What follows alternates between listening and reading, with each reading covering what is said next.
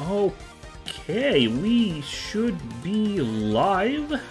I hope so. Let's really quickly, I'm gonna check my own channel here to make sure everything's running as it should be. Yeah, looks like there's a game up here, and let's see if audio's working. Sorry, there's gonna be some double audio here. Let's see if audio's working. Sorry, there's gonna be some double audio. Yeah, that's me talking over the game, so yeah, say something, Jonathan.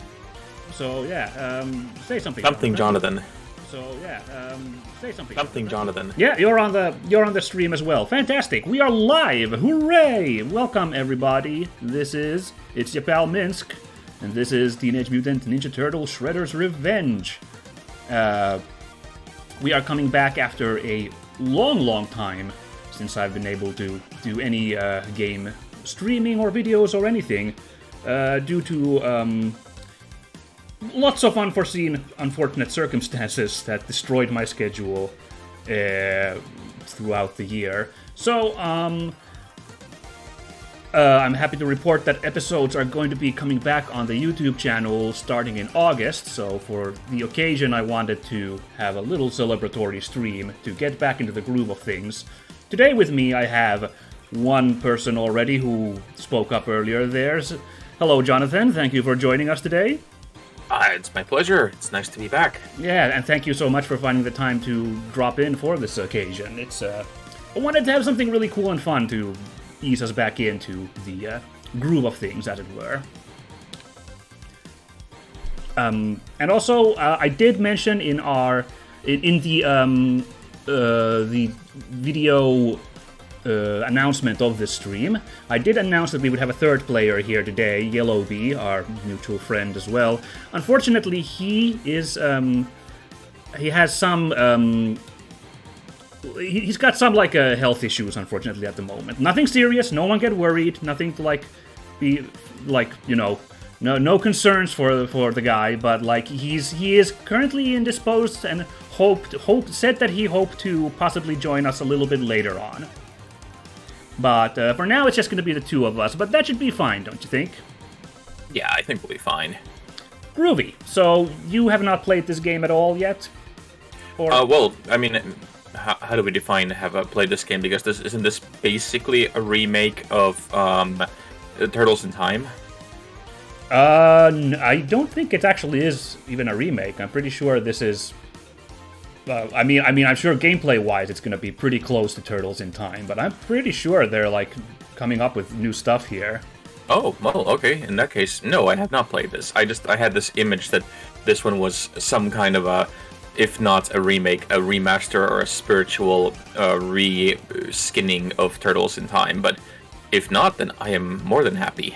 Yeah, no, this is, as far as I'm aware, this is let's do new 80s Turtle games and stories in 2022. That's the whole vibe of this here.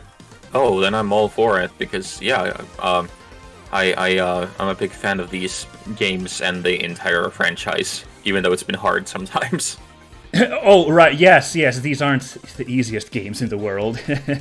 Yeah, or the highest of quality games. Oh, no, that's true, freaking goodness, the first one on the NES is kind of legendary for a lot of, the dam level is infamous. Yeah.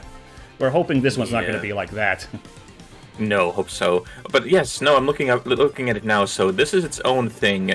That is just a full-on let's have a Turtles kind of thing. And then we're getting, the reason I get confused is we're getting the Cowabunga collection in September. That's right, yeah. That features Turtles in Time, and that's been cleaned up a little bit. Right, exactly. Which is, wow, it's Turtle Mania this year, apparently. The revival. Yeah, but I mean, the Cowabunga collection, now that I look at it, that looks pretty great because it's got everything that they've made in the good old SNES to Game Boy era. Okay, yeah, I mainly remember the 8-bit NES games. Not the first one. The first one is not great, but then they made actual proper beat-em-ups after that. I remember those the best. I know Turtles in Time is the classic, of course. I've listened to the soundtrack several times, obviously. But, yeah, that's great that those are coming back. And But in the interim, it's so cool that they managed to sneak in like original Turtles game. Like that came out first too. That's really amazing in my mind. Oh yeah, it's wonderful. And I mean, I had huge nostalgia vibes from the opening with the classic Turtles theme song. Oh yeah, and like the completely dolled up version of the like original opening. Like you could tell it was supposed to be that, but just fancied up way harder. Yep. Oh, good stuff. Okay, speaking of that, now that we're in the character select, we gotta pick who's gonna be our guy. Let me try and actually guess who's your favorite character out of this cast here. Alright. I think... Oh, it's a toss-up. I'm not sure which one it is, but I'm gonna guess your favorite is Donnie. You are pretty close. Like, when I was a kid, I was a huge fan of Leonardo, mostly because of the swords. That was actually, that's the two I was debating here. It's either Leo or Donnie. Yeah, but then as I've gotten older, I've gone more into Donatello. Okay. So I was pretty on the mark. Nice. Pretty much. Although I'm really excited that you get to play as April. That's super cool, yeah. And Splinter's Splinter, rad, too, yeah. Right. Well, what do you think my favorite is? I'm gonna... Oh, it's a toss-up as well, but I would probably say either Raphael or Michelangelo? Pretty much, yeah. It is Mikey, so... Oh, well, I'm gonna be taking that, because he's so goofy. Yep. Oh, man. All of them were pretty goofy in this incarnation of the Turtles, but, like, he's, I guess, technically the goofiest, so... I honestly prefer the goofiness compared to the, because like the original comic that started everything was a satire, so it was intentionally goofy. And I like the goofiness over how they've now made these really super grimdark comics. Like there's the new one that just finished its run, which was like, what was it, Michelangelo, the last Ninja Turtle. And it's like 20 years after all the other turtles have died because they've been murdered by Shredder, and he's just super angry and super violent, and he just goes around killing people. Right. Well, that was they wanted to basically make an Old Man Logan version of the Turtles. Is just make this super dark alternate universe, alternate dark future story. Yeah, I'm not like crazy about those kinds of stories, but I kind of like appreciate the hustle of like let's make this absolute misery grimdark like spin-off thing. Like I don't know, it's interesting, but yeah, obviously that's not what I want from the franchise as a whole.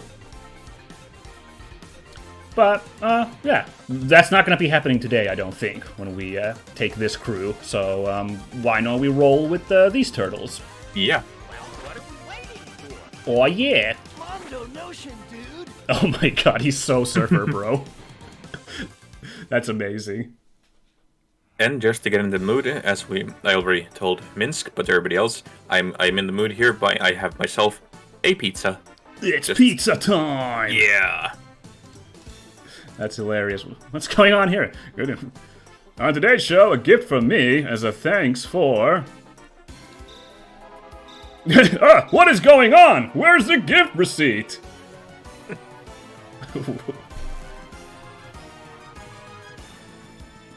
Livefoot? Did you see that? That was hilarious. Sup, New York? We interrupt this program to give you chaos. The Statue of Liberty's getting a makeover, and it's gonna look better than ever. Keep it locked here on Bebop's Beat to see her debut, or the foot's gonna get ya. We gotta get to Channel 6. Well, I love it that they are full on silliness. Oh, this screen, like these loading screens are directly from Turtles in Time. Oh, really? Yeah, you get this because you get to see the boss's silhouette there. So that's directly from the Turtles in Time. Cool. I wonder who that was then. In the silhouette. Oh wow, this handles exactly like it. This is wonderful. Yeah, I was looking at the controls. They seemed fairly like oh my god, fairly familiar. So let's get into it. Take a moment to remember everything. Oh, why am I playing a video game? There we go. Oh my god, a video game. Yeah, I mean, there's apparently new actions and new buttons here, so it's gonna take a moment to learn everything. So let's see: charge, jump, Yeah, there's double dodge, jump. and Ooh. special attack. It's a double jump. And then he's got this. Oh, was that your taunt? I think so. And then you're like, oh, it loads up your special bar. Okay, Yeah, that's the groove. got it. Oh! Hold, please. Oh my god, this animation on this guy. Oh, wow. Alright, and that throws. Great. Okay, so... Alright, so there's a bit of a... Okay, good to know. There's a bit of a gap when you hit jump to make a jump attack. I didn't seem to confirm it every time. Oh, now I'm doing it okay. Alright. Oh! Walk right into that one. Ah!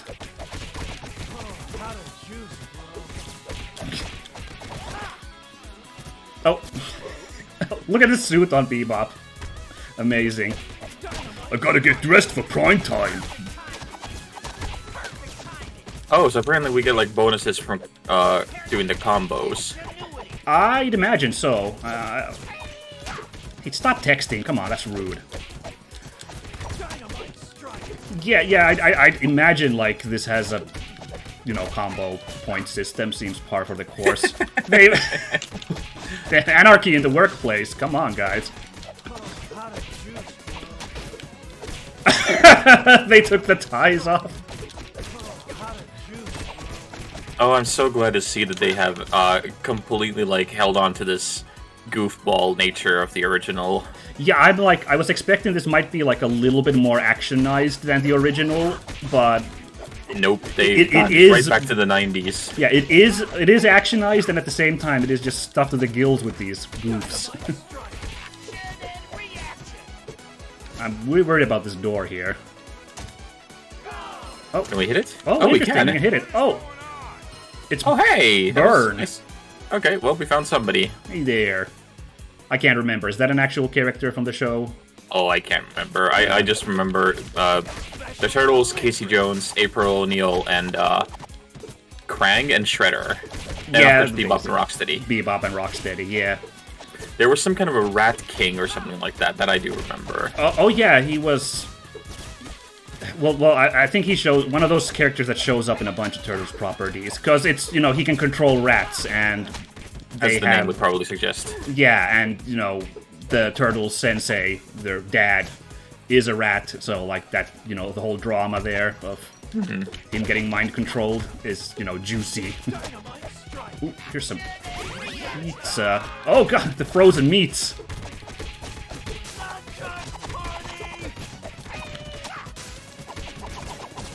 Alright, now hold on, let me see, because you're a bit wounded. Let me see, if I hit L1, stand still. I thought it was... When it was L... There we go. What the... Wait, did it... Or do you have to hit it? Weird. Do we both have to hit? There we go. So that's how you share health in this game. Oh! Well, that's interesting. Yeah, because I Pretty picked cool. up... Because I picked up the what is it? The pizza that was health. Oh, okay. I was just completely ready to accept that it's like the old school thing that whoever picks up the health gets it, and then like the other person has to just find the next health. Yeah. It kind of can go like that, but yeah, we got that option here as well. Oh, oh god, sword guys. That's not good.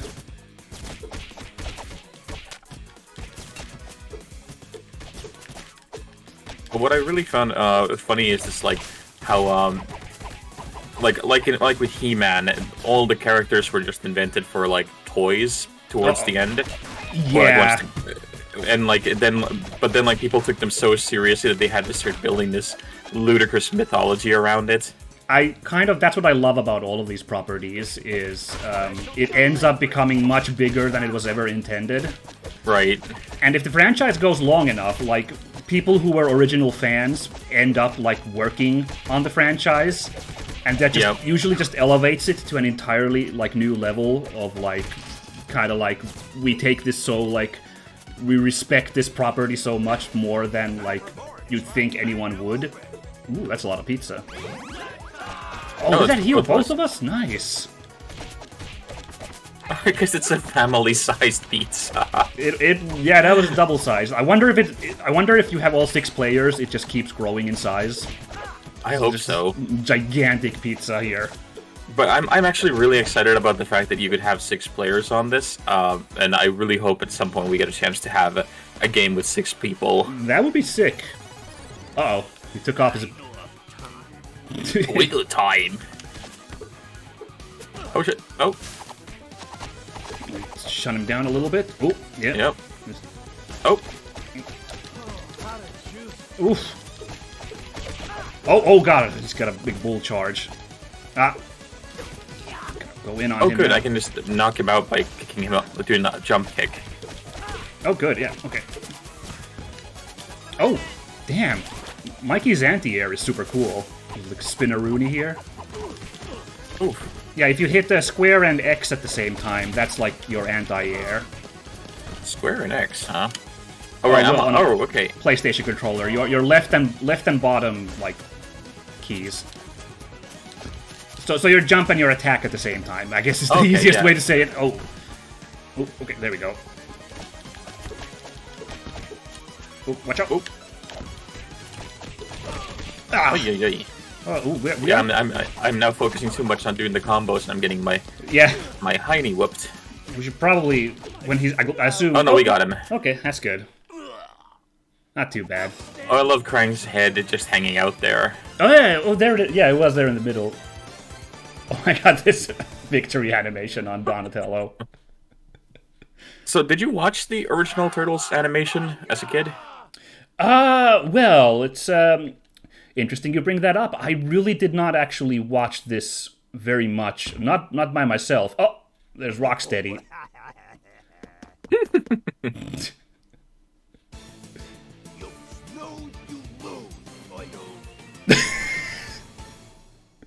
Groovy. Boy. Yeah, because I remember watching it almost religiously.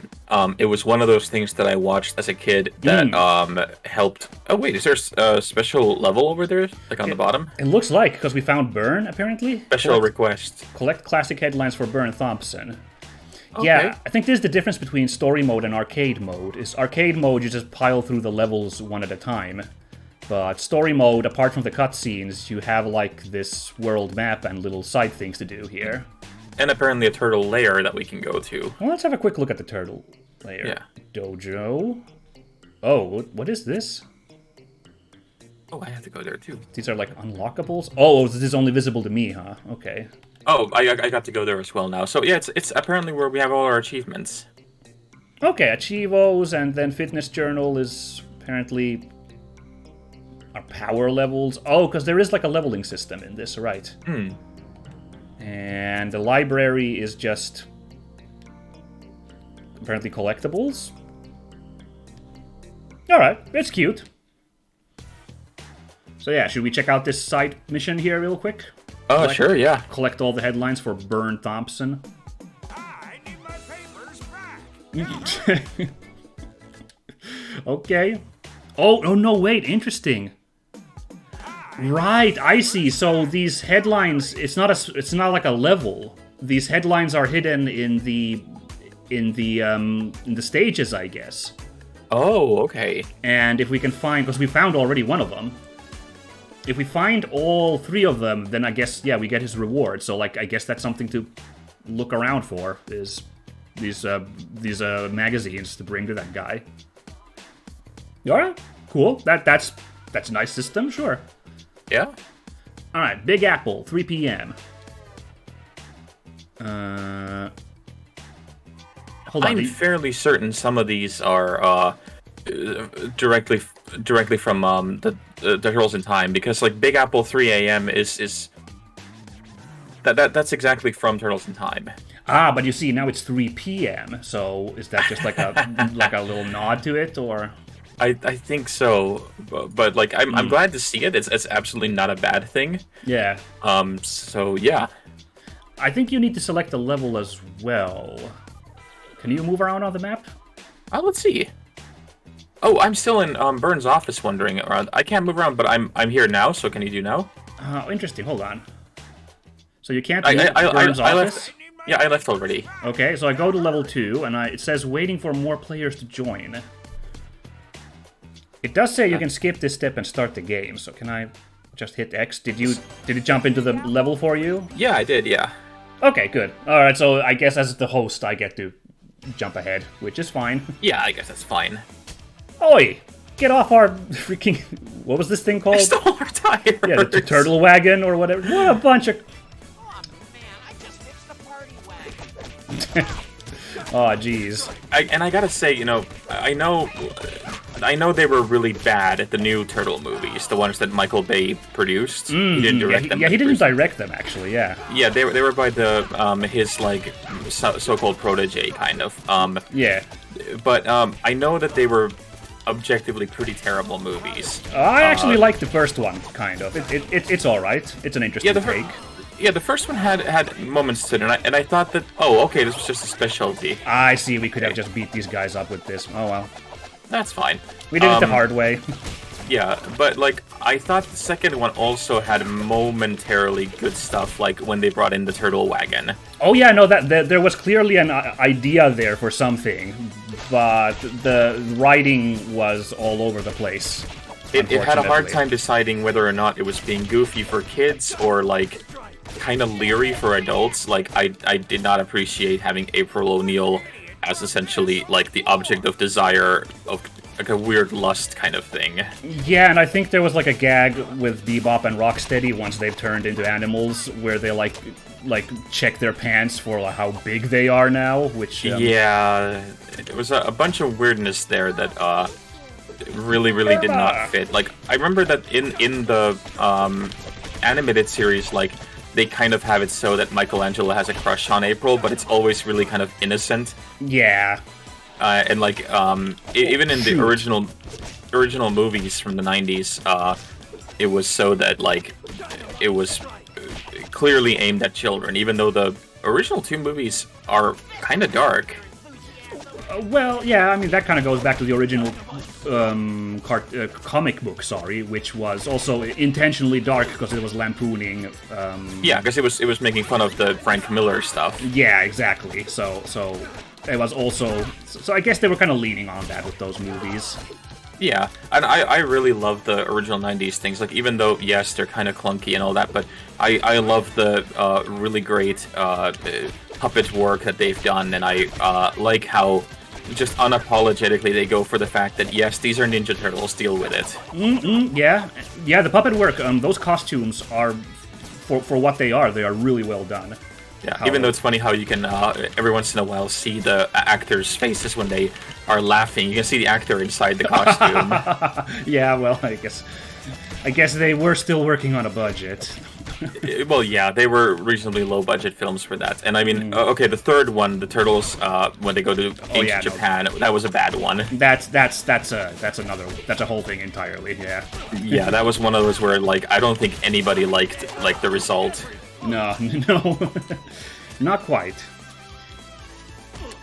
Going back to your original point, actually, yeah, I was the prime age for this show, basically when it was coming out, but I never did really watch it myself, and this is really... I told this story somewhere on some video before, but it's so stupid it bears repeating. I was like a really timid kid when I was a kid, so like I didn't want to watch things that were like inappropriate for me because I was like kind of easily spooked by stuff. Oh no, yeah, I get that. And for some reason, I really thought that Ninja Turtles was like, oh, that's like a cartoon for like older kids. Like I really can't watch that. I would get like too freaked out. So I kind of like, by myself, I kind of avoided it. Like, every once in a while, I'd be over at a friend or something, and they'd be like, let's watch, I got this on, like, VHS. And I'd always kind of be like, I don't know if I should be watching this.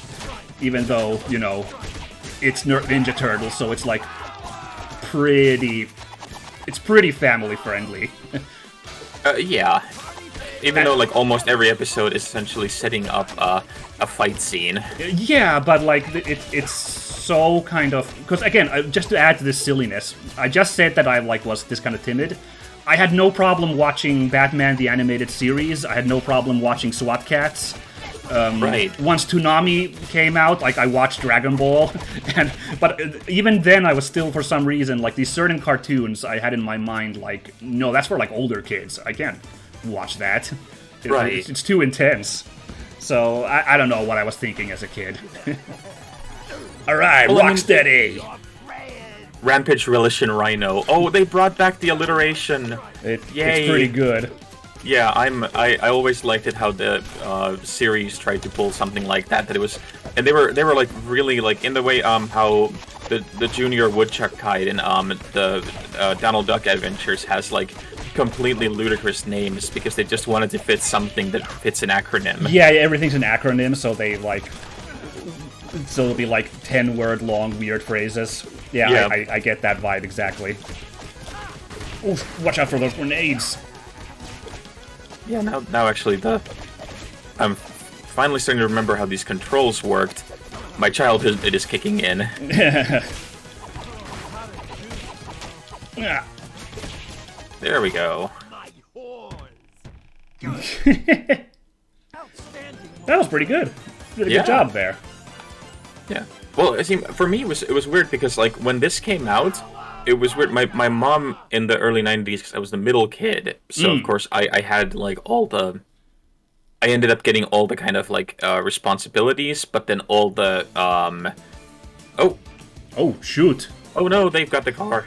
And they've stolen our They've got rims. dice hanging out. Hanging off the front. See you later, losers. But like stuff like weird stuff like that. My mom thought, like for example, that Darkwing Duck was too dark and too scary. Clearly, It's got the word "dark" in it, so. Right, and like there was one that came out as well from I think like it was like one of those spin-offs that tried to cash in on all this called Count Ducula. Oh yeah, or Count Duckula, I think. Count Ducula, yes. Yeah. Oh yeah, this is the lady we found the secret diaries for. It's another mini quest. Yeah, I'm gonna find her secret diaries as well for Irma Langenstein. Yeah. Okay, we'll work on that. Yep. So okay, so you also had like, some. Well, like Darkwing Duck was like apparently off the books. It was like we were not allowed to watch it, even though like I was on. Like we had, I remember that we moved into a place that the apartment complex had like Canal Plus at the time. Ooh. And they showed like Darkwing Duck and like all those Disney Channel things, and because I was really excited because I had just like I've spoken English since I was a kid, and, like as long as I spoken Finnish, but I wanted to watch them in English because I wanted to expand my vocabulary. And I remember Darkwing Duck had, because it was of that prime era when they really emphasized the scripts and they emphasized the wordplay. Yeah, exactly. But I couldn't watch it. But then for some reason, Turtles was completely okay because I think my parents got the idea that it somehow had better family values. Because of everybody being brothers and taking care of each other and all that, but I can see that, yeah. Right, but they didn't mind that it was like much more violent than Darkwing Duck. Yeah, I think if we're like putting on tiers of violence, yeah, Darkwing Duck is below Turtles, and Turtles is below some of those cartoons I listed. Right, but then there was also the thing that like Turtles played on Finnish television, but it was always dubbed, and I hated the dubbed versions. I could not stand them. But then my grandma, who's passed on years ago now, but bless her, she took it upon herself, and this was the age of VHS tapes and everything, that she would record religiously all the English language Turtles that came on, because they were showing on a channel that she got that we didn't. Ooh. So she would record like these things, and every time we'd go and visit her, she would just hand over like 6 or 7 VHS tapes. And I didn't know at the time how expensive VHS tapes were, because I was like maybe 5 years old or something like that. A kid, yeah. Yeah, but like now that of course that I know, I appreciate it even more. But she would just hand over, and this would be like one VHS tape was maybe 90 minutes or something like that. But it would contain like 3 or 4 episodes that she had recorded. Yeah. And she would put, because she would have like okay, I'm dating myself really heavily here. So there used to be a thing that got sent to you called a TV guide. And you could see what programs were being broadcast throughout the weeks. So you could plan if you wanted to watch, for example, some kind of a movie or a TV show that you wanted to catch, because there would be no like streaming services, or you'd have to just wait for a rerun. Yeah. Right. So she would go and circle out the Turtles things, and she would try and make sure that I got all the episodes, that I could understand the stories. And that's how I watched Turtles for the most of the time. Like I think I saw most episodes that ever were broadcast by just cobbling them together from VHS tapes that my grandma had recorded. I love how underground that is, and I also love that at such a young age you're already like, "Ugh, dubs." Ugh. Just the purest from the beginning. Yeah, that's really early to get into that boat. Well, I think it was just because I remembered that there was very few Finnish dubs. There are some really great ones, like I think the one that everybody agrees is good is Aladdin. Oh yeah. Well, that had freaking that had classic Finnish actor singer Vesa-Matti Loiri as the genie, which was like probably the optimal choice for that character. Yeah. So I was all about that, but okay, let's take a moment to appreciate that they've got a new song playing here. Is this like made for the game?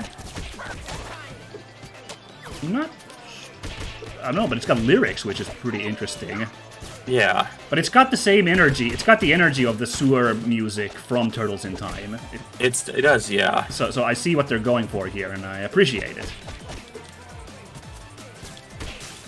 Like all around this whole thing has just an amazing this kind of wonderful vibe of like that they're you can tell that their heart is in the right place and they're just like trying to make this as much fun as possible. Yeah, the energy is great. Like that that animation of me getting run over right there. Like you didn't need to do that, but it's super worth it. Oh, bikers. Yeah. And just the general that we're having, like, this level is like an auto-scroller, but, like, it's crazy.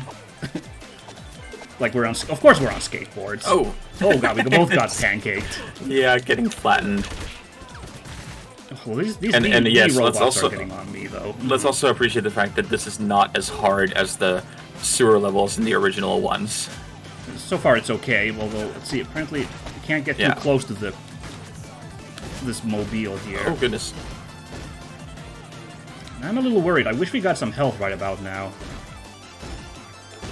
We have been getting clobbered in this level. It's true, yeah. Oh, yeah. Why? Yeah, I gotta learn how to do the... Oh, anti-air on these bugs, of course. Ah, I got knocked out. Oh, hold on. Get up. Oh, you gotta go revive them. Oh, that's great. That's a really nice switch on the original where you just kind of like gotta continue. Yeah, well, if you look up there on the top bar, we do have like, apparently we have like lives because there's like a ×3 next to our name. Oh, yes, there is. Okay. But I guess like this game, you know, a little bit of more modern design here. There's like this mercy chance here. Can we high five while we're on these? Oh. Can't get a five. Right now we just gotta get these guys first. Yeah. It was like, extra can we ninja power bar while skateboarding?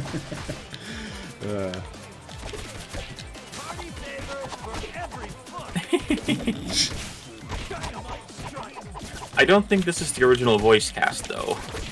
Some of the people who worked on this are still around, so they could have, I guess, but yeah, I can't tell.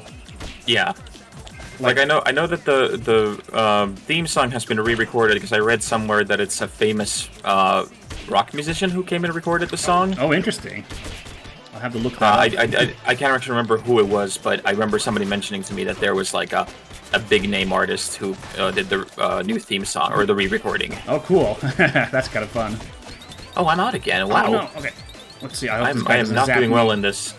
I was never good at the side-scrolling levels. Oh yeah, they're my perpetual weakness. I even as a kid, my eyes couldn't keep up with everything that's happening. Oh no, we missed it. Like as right there, yeah. Yeah, this is a little hectic. Uh-oh. Back with this thing. It's both of them. Yeah, look at the big buddies. Turtle Tenderizer. Turtle trashing monster truck. Ow! Oh my god. Oh. Oh. Shoot. I like that they can only attack from one window because of the 2D nature. Yeah. Oh, I'm down again. This is not going well. I got down too. All right. Yeah. Okay, now we got back. Yeah. Oh, Jesus. I'm gonna try and reload my special. There we go. This is way tougher than the last two bosses. So the top right button allows you to reload your special bar. Right, the taunt button. I forgot all about that. Hey, I'm dancing. I've been forgetting all about that. Oof. Oh my god, the patterns on this tenderizer is... Although now that I'm thinking about the mentioning the doing something like grimdark and just doing something new with the thing, what would you say to a Turtles game made by From Software? What would that even be like? That's crazy talk. That would be pretty crazy. There we go. So like Sekiro, but in Manhattan. I would probably I would probably go nuts for that. Well, Platinum, Yeah, like Platinum made the one Turtles game, but that's considered one of their less good ones. Yeah, I think that I tried that one when it came out, and I liked what they were trying to do. But I remember thinking that at the time they just couldn't find the right balance of making their own thing. Oh, and he's probably not the old character because the actor passed away, sadly. Yeah, that's true. It's not going to be, I think, James Avery, I think was Uncle Phil. Uncle Phil, yeah. From Bel Air. Oh, that's a funny detail. Their truck is crashed on the world map there. That's kind of fun. Rumble in the Zoo is this next level. Okay, that must be new then. Yeah, we haven't been doing any time travel yet. Although I remember Turtles in Time, you don't travel in time like right away. Like, I think you play like a couple of levels and then Shredder throws you into like a time void thing or something. Rumble in the Zoo. Whoa. Yeah, I really love that time void. You've played Turtles in Time, or have you? I haven't played it, but I have like I've seen it like played, so I know like some amount of it. All right, well we'll have to probably then do that then in September when the box set comes in, because I think you'd really get a kick out of it, because it's like this, but I really love the whole time travel aspect of it, because they have a lot of fun with like the Turtles going into old pirate times and yeah, I think stuff like that. I think aren't Bebop and Rocksteady dressed up like in some weird period clothing in their yeah, boss fight? every time they show up, they have like period clothing, and it's like the most obvious kind of like what they could find at a Hot Topic. Right. Oh, that's or Spirit cute. of Halloween kind of thing. So yeah, it's a goofball thing. Very cute. Yeah, I know that thing's a classic. So Cowabunga collection coming out is neat. Oh. For a second, I thought these guys had those, like, piano wires you strangle people with. I was That like, might be a little dark for yeah, this. speaking of dark, that. Oh, he's having his lolly. I'm also kind of happy that we've gotten past the point where we can call these guys the Teenage Mutant Ninja Turtles again, instead of having Teenage Mutant Hero Turtles, because I remember in the 90s it was the whole thing about how Ninjas you can't call them evil, ninjas because it's too violent. Yeah, I think that was only in Europe, so... That was in Europe, yeah. Our in Finland. overseas viewers might be confused what we're talking about, but you can absolutely look up pictures. There were Teenage Mutant Hero Turtles. I mean, it was the same thing, but they just changed the logo to say Hero instead of Ninja. And there was a big talk at one point that they wanted to change, I think, was it like Michelangelo's weapons to something else, because they were worried that like kids would be using them like in school or something. Oh, I was about to say, like, Michelangelo, he's got, like, the least violent weapon. Right, it was... But you're right, it's also the, like, easiest weapon to, like, try to make out of, like, home appliances. Yeah, but there was a whole time in the early 90s when just, like, everything was scary. And it was kind of wacky to watch, because, like, all the stuff that was coming out for kids was so different from, like, the Jetsons and from Flintstones that I think the reaction from adults and everything was just like, wait, but they're turtles? What, there's rodents on motorbikes? What is going on here? Oh my god, Stampede! Oh no. Ooh, who let these animals out of their cages? Watch out! Okay. Got one. I like it that there's like extra challenges that even though if we would complete this, we would get to have a chance to go back and just try and beat the level like without hitting obstacles and stuff like that. Basic replayability stuff. Makes sense. Yeah, it's nice quality of life additions. Because like again, for anybody who doesn't know, this is not an expensive game. This was like what, $20? Something like that, yeah. Yeah, so having a bunch of stuff like this adds to the replayability immensely. I think that's the sweet spot for a beat 'em up game, because they're... Oh my, how do you dodge those? What the... Oh my goodness. But beat 'em ups, by their nature, tend to be kind of short experiences. And, you know, a game's length shouldn't really be indicative of its quality, but or what its pricing should be, not necessarily. But it kind of is the world we live in anyway. Like, if a game is only a few hours, you kind of expect it not to be super mega expensive. So, yeah. So I think about the €20 range is about where you want a game like this to be. Yeah, and I was just checking out here on the side that the Cowabunga collection that's coming out in September is about $30, but that contains then like every single game of the early era. So there's about 8 games in there. That's a lot of games. Wow. It is, yeah. I've ragged on that first NES game, but as a you know, interested in the history of games and stuff and preservation, I do hope that is there still, just, you know, as a curiosity. It's in there, yeah. There's the arcade games, there's the NES games, and there's the SNES, Game Boy, and Game Boy Color games, and they've all been brought back like as a remaster. Sweet. Uh-oh. Yeah. Who's this? Who are you guys? Brown Chuck and Dirtbag. All right. And they wrote partners as like gardeners. They're partners in the crime. Oh, jeez. Oh my god, that's terrible. I love it. This is unfortunately where my Turtles lore starts to fail me. I'm gonna assume these guys are like villain of the week guys from the original show, but I do not remember these episodes at all. Absolutely no idea. I cannot remember. It has been about 30 years. I dig their designs. Yeah. Where's he going? Oh, there. Oh my god, he dropped me in his hole. I'm in the hole. Yeah. Oh Jesus. Oh, we're both here. It's not that bad down here. Oh god. Yay. Okay, I'm just not getting hammered for no reason. Yeah, I'm this is now where it turns out I might be a big fan of beat 'em ups, but I'm actually terrible at them. So like, oh. Yeah. Oh, I'm down. Same here. Okay, so you only lose the life if somebody doesn't come and revive you. Yeah. That's what those lives are for. So okay, that's great. There's like a little mercy period there. Yeah. But yeah, I think it's also pretty obvious that like I have not been playing beat 'em ups in quite a while. I think I only play them with you. Yeah.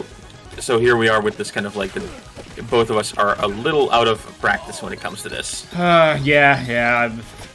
I think if we have any regular viewers, by this point they know what to expect if I play like a gameplay demanding game. Like, it's gonna be a lot of trial and error, so...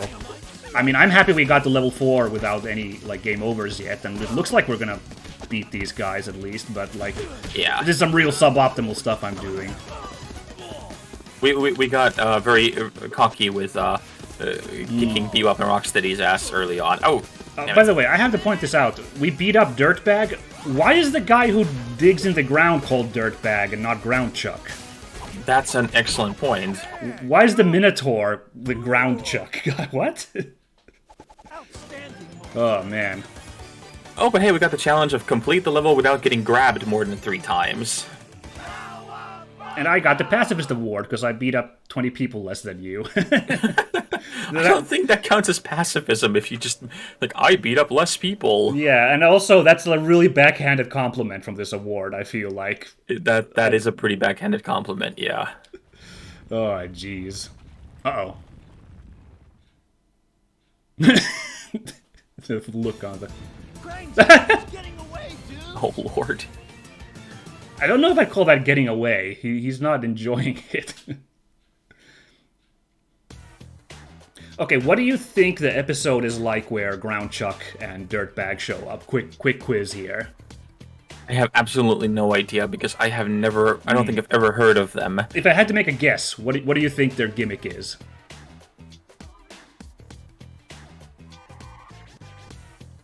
I'm a loss. You're a loss. Okay, here's my best guess. Yeah. Here's my best guess, and I'll be amazed if it's true, because they were like a pair of guys, kind of like Bebop and Rocksteady.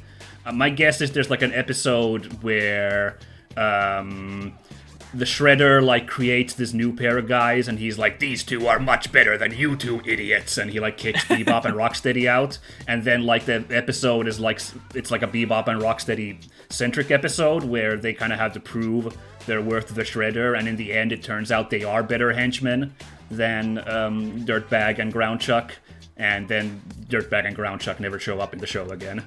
I honestly think that that's most likely what it could be, because that does sound like the kind of episode of the week that they would probably do. Yeah, that's just like if you slap these characters down, as they just did, and I'm like, what to do with these kind of characters? And yeah, that was my first go idea with that. Yeah, what were the names now? Dirtbag and Groundchuck. Yeah, Dirtbag and Groundchuck. Because I keep coming up with a mixture of them by going like Upchuck, and I'm pretty sure that that's not what it was. Upchuck and Fleabag, you got it. Yeah, okay, so Dirtbag is from the 1987 series, so he did show up there. He first appeared in Planet of the Turtletoids. Yes. And let's see. Oh my god, you're pretty correct. One day, yeah? Shredder intended to create new mutant accomplices and placed a gorilla and a lion from the New York Zoo under the mutagen dispenser. But the alien anthropomorphic turtle Kima of the Turtleoids from the planet Shellrila. What the fuck are you talking about? While Rocksteady and Bebop freed a bull and a mole who took their place. So essentially, Shredder wanted 2 new mutants to be his new henchmen. But instead, it turned out that they did not like to be ordered around, and they rebelled against Shredder. So then the Turtles had to fight them. But you were actually really close. It is exactly the same thing that Shredder wanted new henchmen. Yeah, yeah, that's just like a basic description. I would not be surprised if there's like this ongoing thing of like, oh man, the boss likes these new mutants so much more than us. Oh no. Yeah. Which some kind of like payoff that's at hilarious. the end. Yeah, oh dude. That's how easy it's to write these things. I kid. I'm sorry. So writers. Cartoon Network, come on. Yeah. You've got 2 writers right here. Right, we got so many good ideas for 30-year-old things. Uh-oh, who the heck is this guy now? I have no idea. Oh, is that gonna be... It's gonna be Rat King. Oh, cool. Oh boy, yay. Speaking of... So, that immediately begs the question, if one of us is playing as Master Splinter, and you come into this Rat King boss fight... Can he control you? Yeah, do you just, like, become another enemy? Nah, you can't do that, because what if you're playing single player as Master Splinter? Right. I don't think that they'll pull that deep lore into this, but that would be pretty funny, though. Yeah. That would be some Psycho Mantis nonsense. Like, if this was made by Kojima, that would probably happen. So, you like to eat pizza?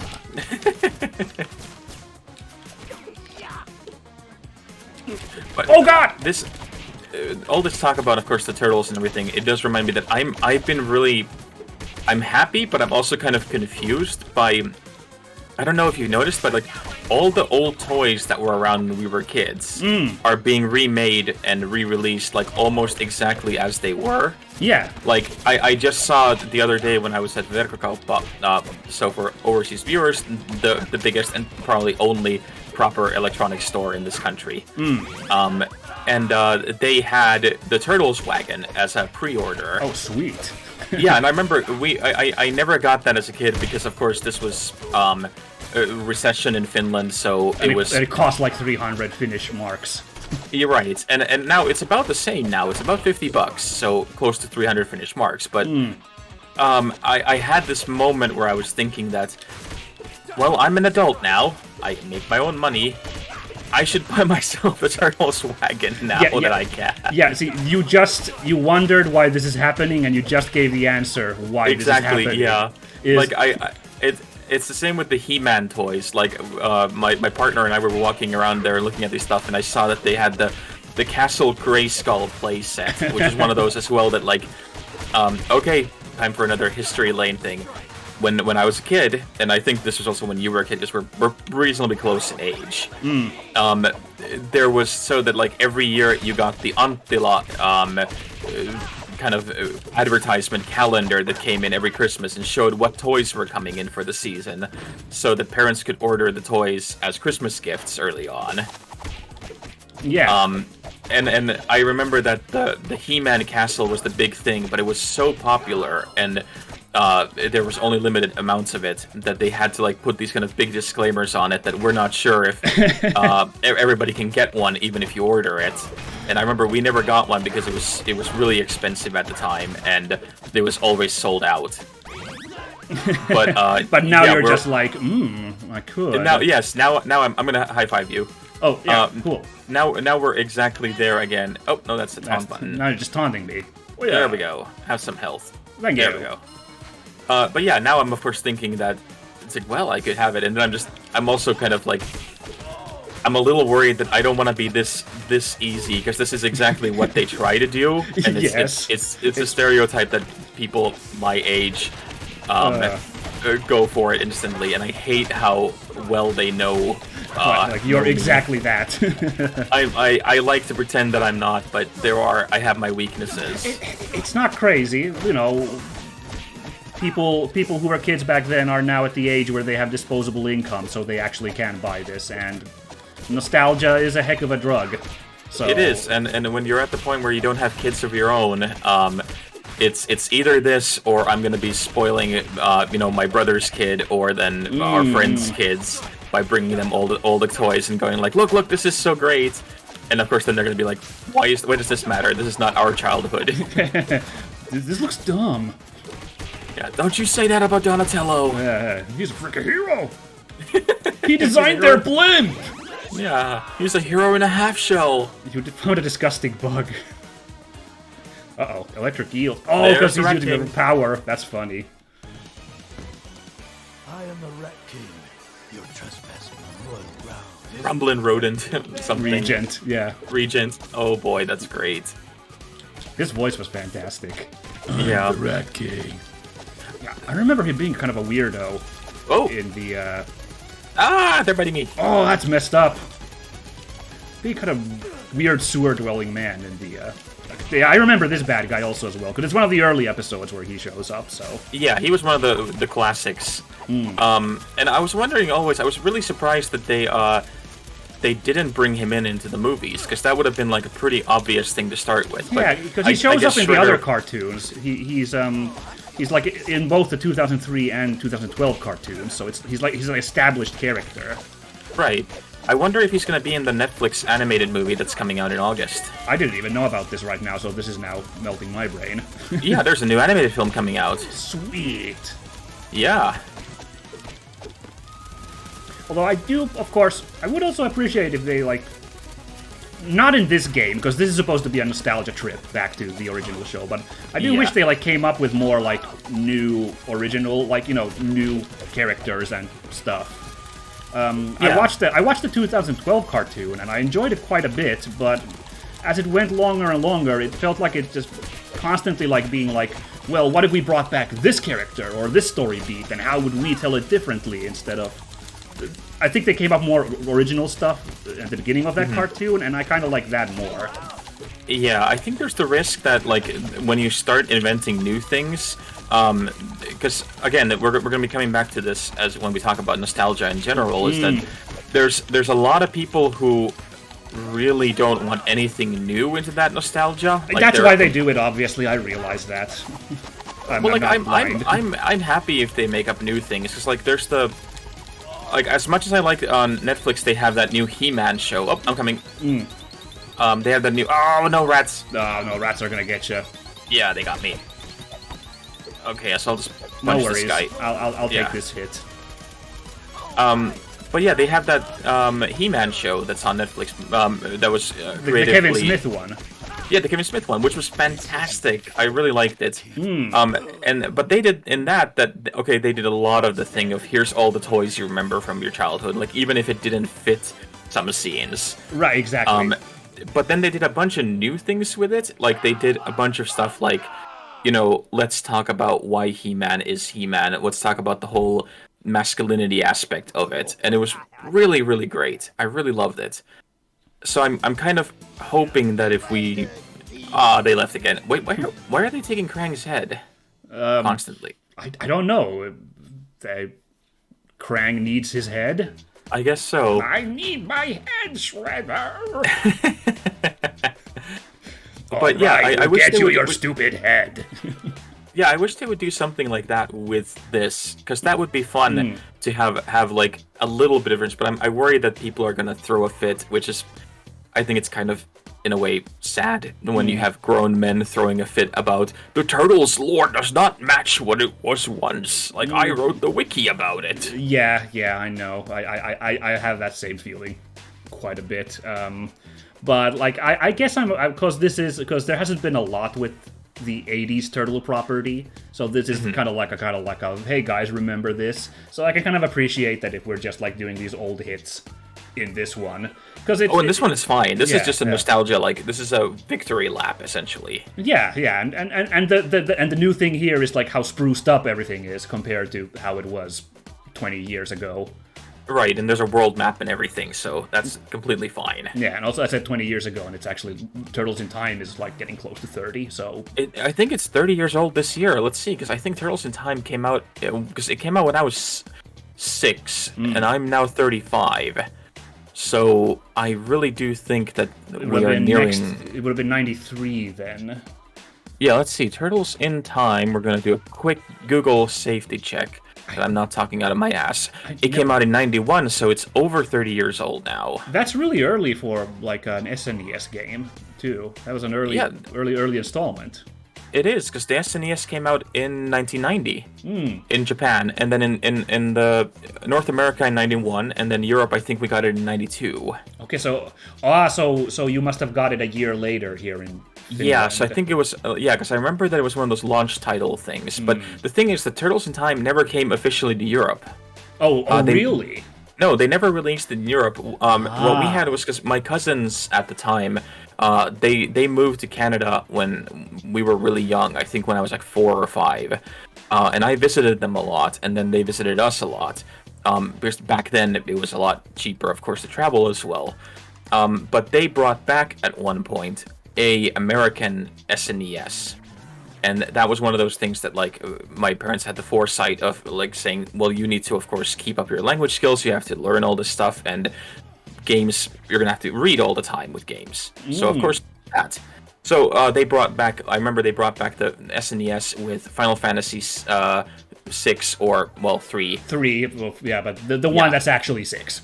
The one that's actually 6. They brought back Final Fantasy 6, and they brought back Turtles in Time, and I think Chrono Trigger as well on the SNES. Then your family's awesome. This is great shit. You need to learn English, so here's all these classic games.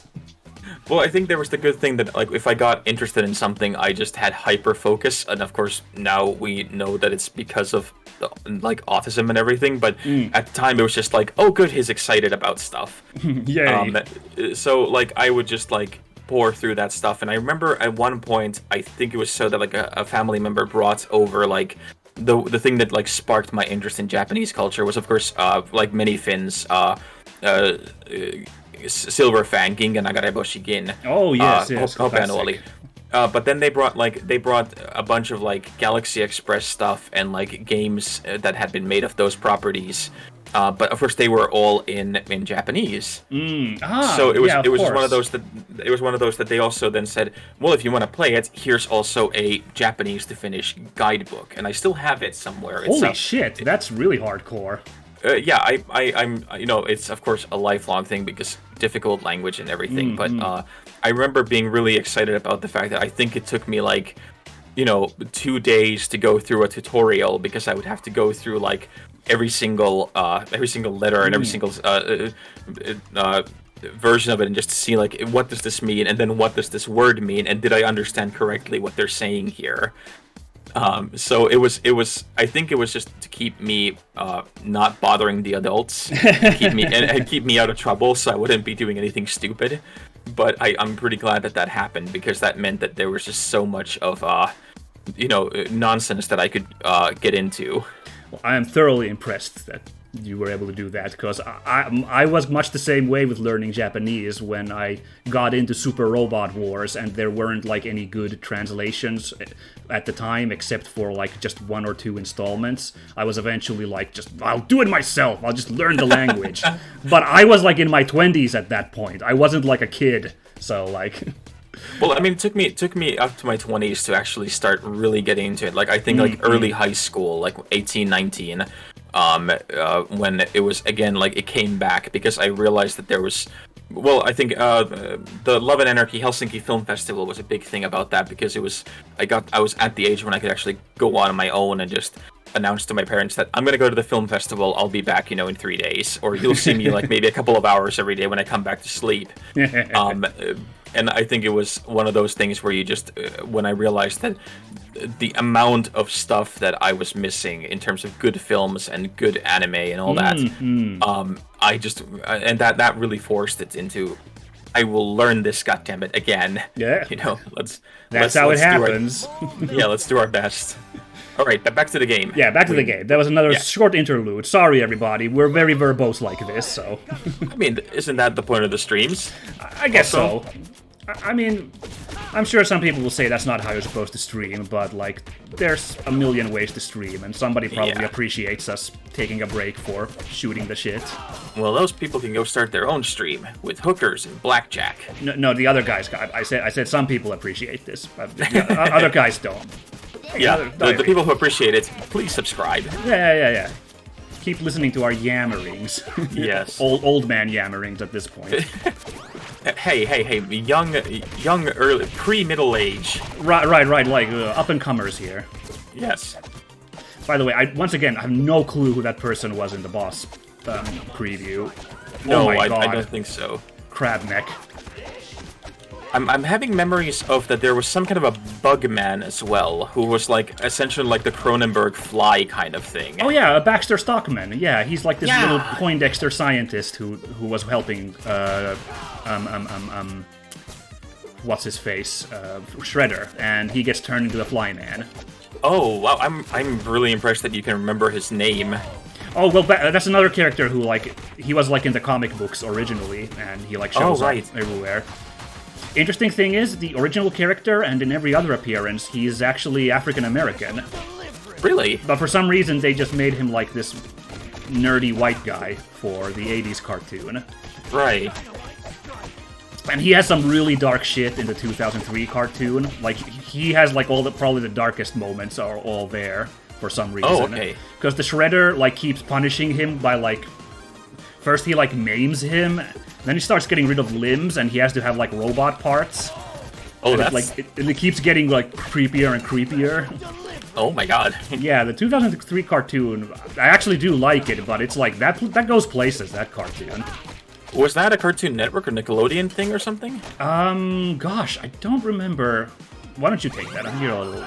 Well, let's share. We'll have half and half. There we go. There we go. That's how bros eat pizza. Yeah. I don't remember where it aired, the 2003 cartoon, but it was also by 4Kids, who was rather infamous for making, sanitizing anime that they brought. Not sanitizing, but kind of making it less intense, when they localized anime. So it's even weirder that they were okay with making well,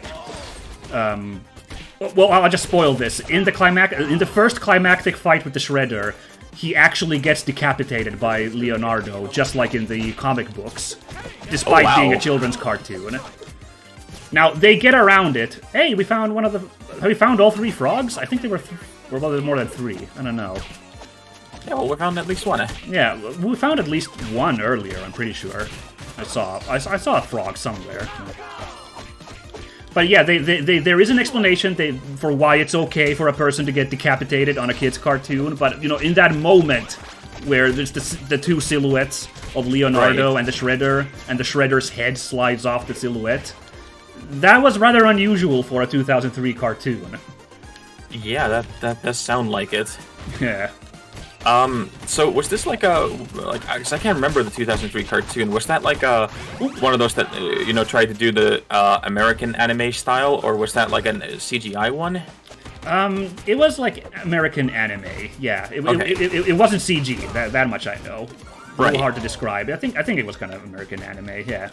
Okay, yeah, 'cause I remember there was the CGI, movie that came out, which did not have Shredder in it, and I think that was the whole thing that the Turtles have like split up, or Leonardo has gone like to South America or something to like. Oh, yeah, I remember what you're talking. I had forgotten about that. Yeah, because the bad guys are like these Inca warrior spirits or something in that. Something like that, and it's like I think it was like so that like Raphael is really angry that like Leonardo left because he like abandoned New York, and Raphael has taken up Leonardo's place in a way. Yes, I barely remember this. I did see that as well, but yeah, I remember really liking it when it came out, but then I was really surprised to hear that that was not a fan favorite. Yeah, it didn't. It wasn't hated, but it didn't really seem to make a splash. And I hate to say it, but we were just talking earlier, like I wish they'd come up with like original content for these stories. That was like completely original villains, like original plot and everything, and it really didn't land with people. So it's like really sad that it didn't work out. This one attempt. Oh, geez, it actually is shred. Okay. Oh no, it's this. Tempestra. Oh, because there's a video game up there. So he brought the video game to life? Apparently. Oh, shoot! Oh, that one looks familiar. That's from the second movie as well. Oh my god, you're right. They fight him in the... So there should be another one that's like a wolf man, if she summons both of them. Interesting. So is Tempestra... I'm gonna have to look that one up as well. Like, was she made up for this game, or is she also show up in an episode? I'm very curious to find out. Yeah. I can imagine that's also a wacky kind of episode. Oh, There he there's is! Yeah, one of them's called Razar. I don't remember what the other guy's called. I'm gonna guess this guy's Razar. Yeah. Were they from the comics, or were they made for the movie? I don't know. Oops, I'm taunting. It's okay. Oopsies. I don't remember close. That's a little too deep lore for me. Yeah. I remember as a kid when the second movie came out, like, it was considered to like really scary when they had the like, I think it was Oh it shit, wasn't both Jim of them. Sorry, yeah, go ahead. Yeah, I'm trying to think. It wasn't Jim Henson Studios, or was it, who made the puppets for the movies? Ooh, I don't remember that actually. It's either Jim Henson or ILM. Like, it was one of the really big effects houses.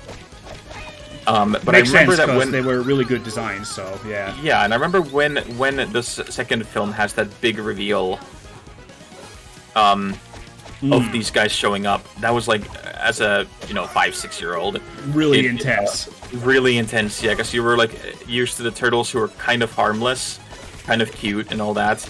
And then these guys who were just like, I remember they made them really grimy, and they had like a little bit of slime coming off of them. Yeah, they're like a little bit more intense than Yeah. just the turtles.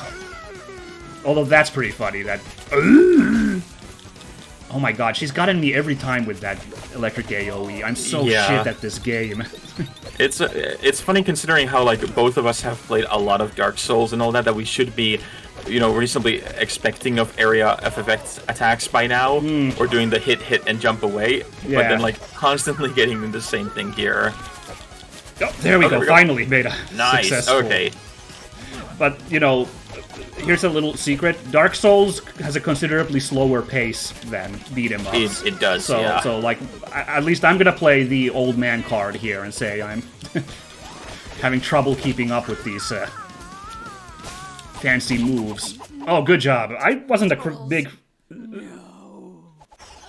The cameo of those two guys was cool, but I wasn't a big fan of that boss. I don't know. Well, no, I think the problem with that is that she has the two moves, which is the aerial effect thing, and then inviting the two guys. I wish they would have been separate, because I think those guys would have deserved their own fight. Would have been worth it, because, yeah, like, technically we were fighting, like, digital versions. It wasn't even the real guy and Razor. Oh, no!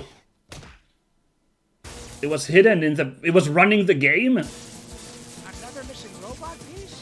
What a shocker. Okay, that sounded exactly like Rob Paulsen, who I know was one of the turtles in the Right, original. wasn't Rob Paulsen also Pinky and the Brain? Yes, he was Pinky of Pinky and the Brain. Well, that makes sense. And he's got a very distinctive voice. Yeah, and also 2 of the 3 Warner brothers in the Animaniacs. Oh, sorry, well, one of them's a sister, so the 2 Warner brothers in Right. in Animaniacs. Hold on, what's Vernon? You've got to find my VHS tapes. Vernon needs some VHS tapes, huh? Okay. Oh, man. Yeah, I was just thinking, can you quickly look up if Tempestra is a character from the show? I can, yes. Because that seems like the kind of goofy episode you'd have in a show like that. It's something where, like, they get, like, sucked into a video game or something. And there's she is a character. She is, appears first in Leonardo vs. Tempestra, a computer-generated image from a video game called Tempestra's Revenge. Okay. Which Leonardo had become obsessed with due to being unable to beat it. And then a lightning strike brings it back to life while Leonardo is playing it, and then she traps them in their lair with by flooding the sewers. Oh. And then there's a big to do with them. Okay, I thought I was kind of half right. I thought it'd be something like you get sucked into the video game. They have to run around in a video game world. But okay, sure. So yeah. Huh. She was created by Susan Stewart Taggart, who apparently wrote all season 10 episodes of the 1987 series. Season 10, so this is like late game then. I think so. I think we're just kind of going around now with all these things. But I mean, I remember there was a lot of this because it ran from 1987 to 1997 or 1996. Yeah, it went pretty long. Yeah, so it was a very, and I remember that I've been trying to track down the DVDs of it, but again, they haven't been officially released here in Finland. So this is one of those things where you're just trying to like desperately get some of them, hands on some of them. Yeah, I wonder. Probably is actually kind of hard to get them. I haven't heard anything about releases, but you'd think this is the kind of collector's thing they would put out a box set for. Right. Now that I think about it, yeah. It seems like that apparently also not all of the voice cast stuck around for the entire series. It looks like that they've changed at some point. Well, okay, that's not crazy if the thing runs for 10 years. I can see it's that. true. And at that time there was a whole thing about, because there wasn't really a voice actors unions and everything. Like, apparently Rob Paulsen voiced Raphael until they had a Vacation in Europe season, which apparently is not considered to be great, and he was replaced by I don't know. It Rail. sounds fantastic to me. Right, and then Michael Goh replaced him in season 10, and Michael Goh is also, I mean, he's a very prolific voice actor. He's been in everything from like Winnie the Pooh to I think like Destiny. Interesting. I recognize the name, but I can't think of any roles at the moment. So right, but it's actually, I'm now looking at these and I'm having this moment of like, I did not realize everybody is so old, because like Rob Paulsen is 66 years old. Unfortunately, it happens with it does happen, yeah, and like Cam Clark, who played Leonardo and Liquid also voiced Snake, brother. Liquid Snake. Yes, he's also in his mid 60s. But I keep forgetting, because this was 30 years ago, almost 40 years ago. So you have all these people who were like our age when they were voicing this. Yeah, exactly. And also, just a quick aside, Cam Clark, incredibly sweet man. He makes really funny videos on YouTube. Very much worth looking up. He's a jolly old sweet. man, because he knows how much his characters are loved, so he loves playing them, doing silly skits with the characters he's done. Mainly Liquid, obviously, but... Oh, okay. Oh, we have Saint Chucky in the chat here saying, woohoo, hello there, welcome, you've come at just the right time, because we are starting... these are actually called episodes, not even levels. That's kind of cute. I only noticed That now. is pretty cute. So strap in, because let's go roof-running reptiles! Oh, it's... There's at least Rocksteady there. Yeah, that's... I guess that's Bebop. So it's the two of them at the same time. That's a fun idea for a boss. I appreciate that.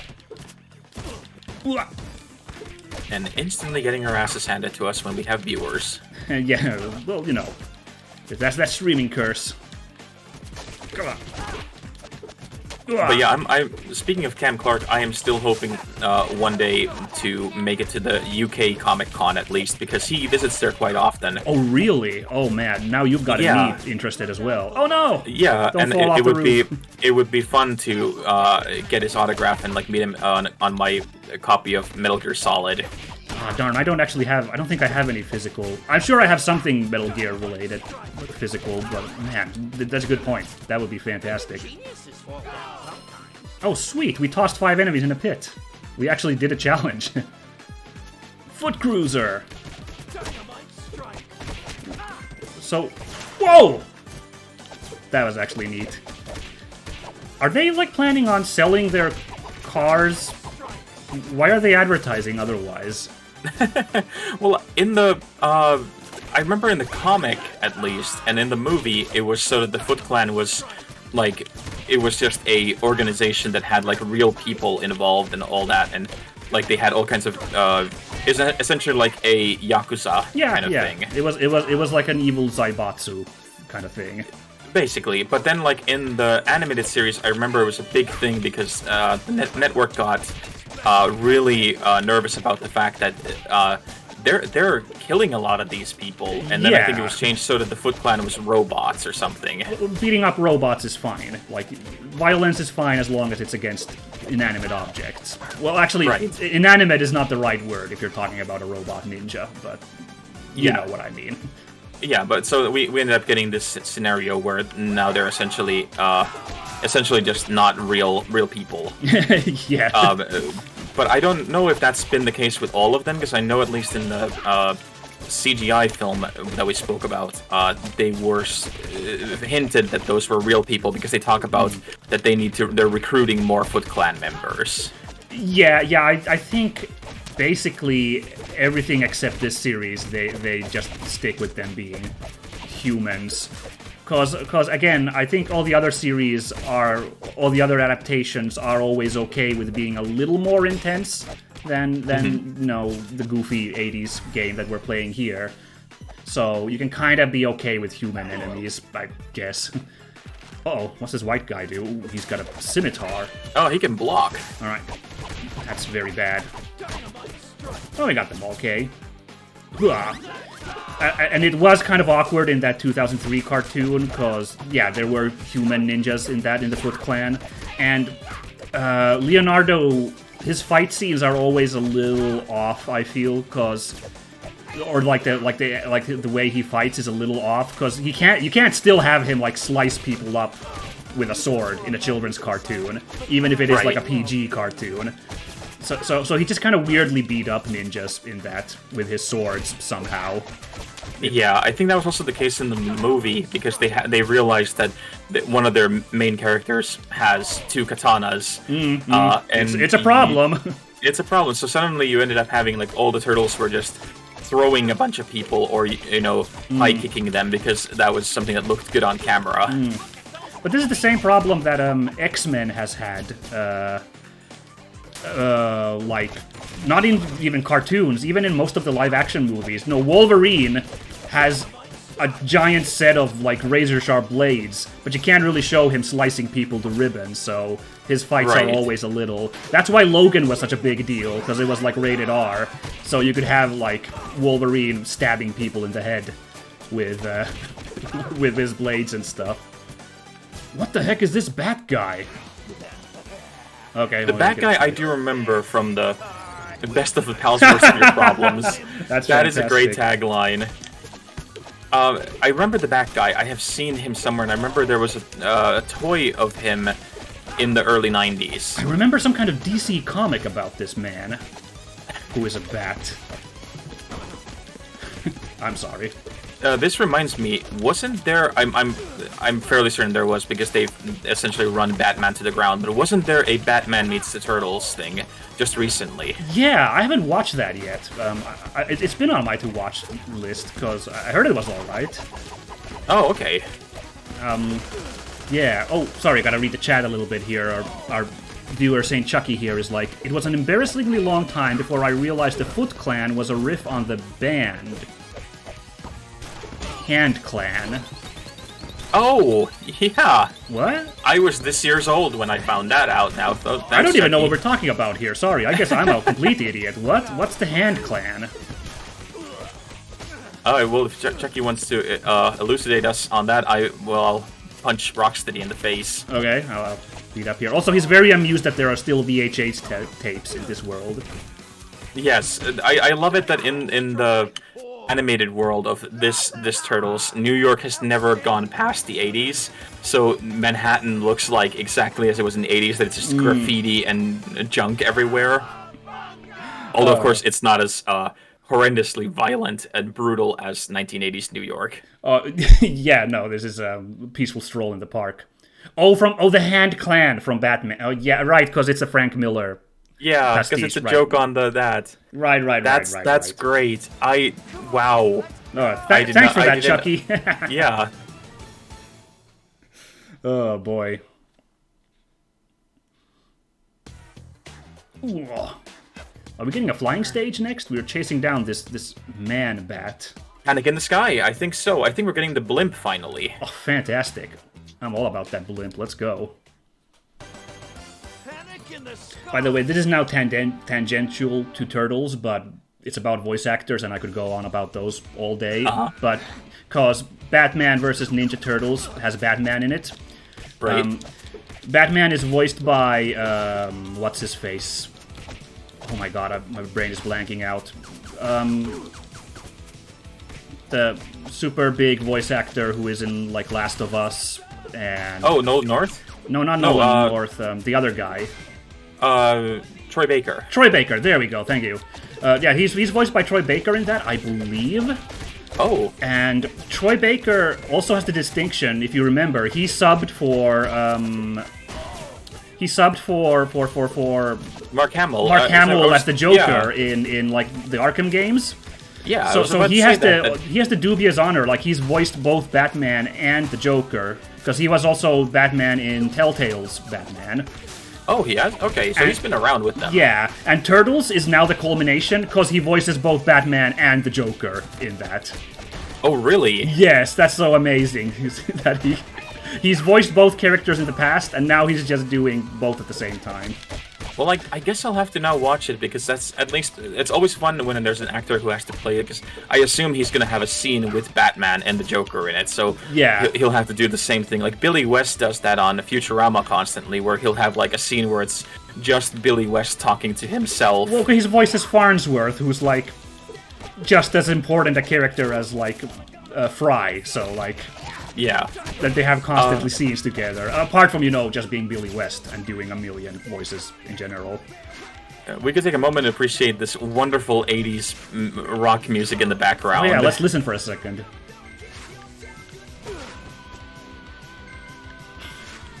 I believe he said "kiss your shell goodbye." Yeah, they've gone full on with the Turtles puns in this. Oh yeah, which I approve of course.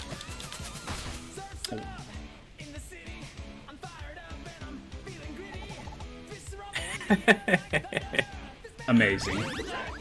No, I keep missing these. How Right, am I? here, I'll high five you. Oh, we can high five on this. Oh, that's too Oh bad. no. I'll just eat the loss. But that's embarrassing. Twice in a row I missed my pizza. Ow. There we go. Weirdos. Too bad we didn't get to actually ride the blimp. It's in the background, I would be surprised if we didn't get an entire episode in the blimp, because it's such a famous part of the thing. Oh yeah, I guess yeah, you could use it as a level. That'd be neat. We'll see how it goes. That's me. That was Down. That was also one of those toys that was like hugely popular and always out of stock. Well, obviously, it's an awesome Turtles themed blimp. Yeah. What kid wouldn't want that? Although it amuses me greatly that they, the group of turtles living in the sewers just like, oh yeah, we made this blimp. Yeah, I mean, again, they didn't think this through super well, all of this. No, it's the same thing as with He-Man. I think there's an episode of that Netflix show, Toys That Made Us, where they talk about the turtles. And if I remember, or it might be another one of these similar, this is what your childhood was like. I remember something like that. Wingnut? Planet Flanagan. Okay, he's an alien. He's not a Batman, he's a man-bat. Ugh. Alright, Can you hit these missiles back at him? That'd be sick. I'm gonna try that. If we get a chance. Oh, these hover dudes. There we go. Oh no, now he's doing Storm Eagle dives. Oof. Ooh. Wait, how do you... Oh my, you gotta stick like center of the screen and hope you can dodge those. That was really fast. Alright, I've got my special loaded up, so next time he comes around we could both activate it. Okay. Oh, do I still have my meter? I lost my meter. Oh, okay, well if you taunt, I can keep him busy. Oh, I got the missiles again. Yep. Okay, I'm dancing. Alright, here we go. Alright, let's go. Whack, whack, whack, whack. There we go. Oh, he was already dead anyway. Well then. Oh no, they're taking the Statue of Liberty.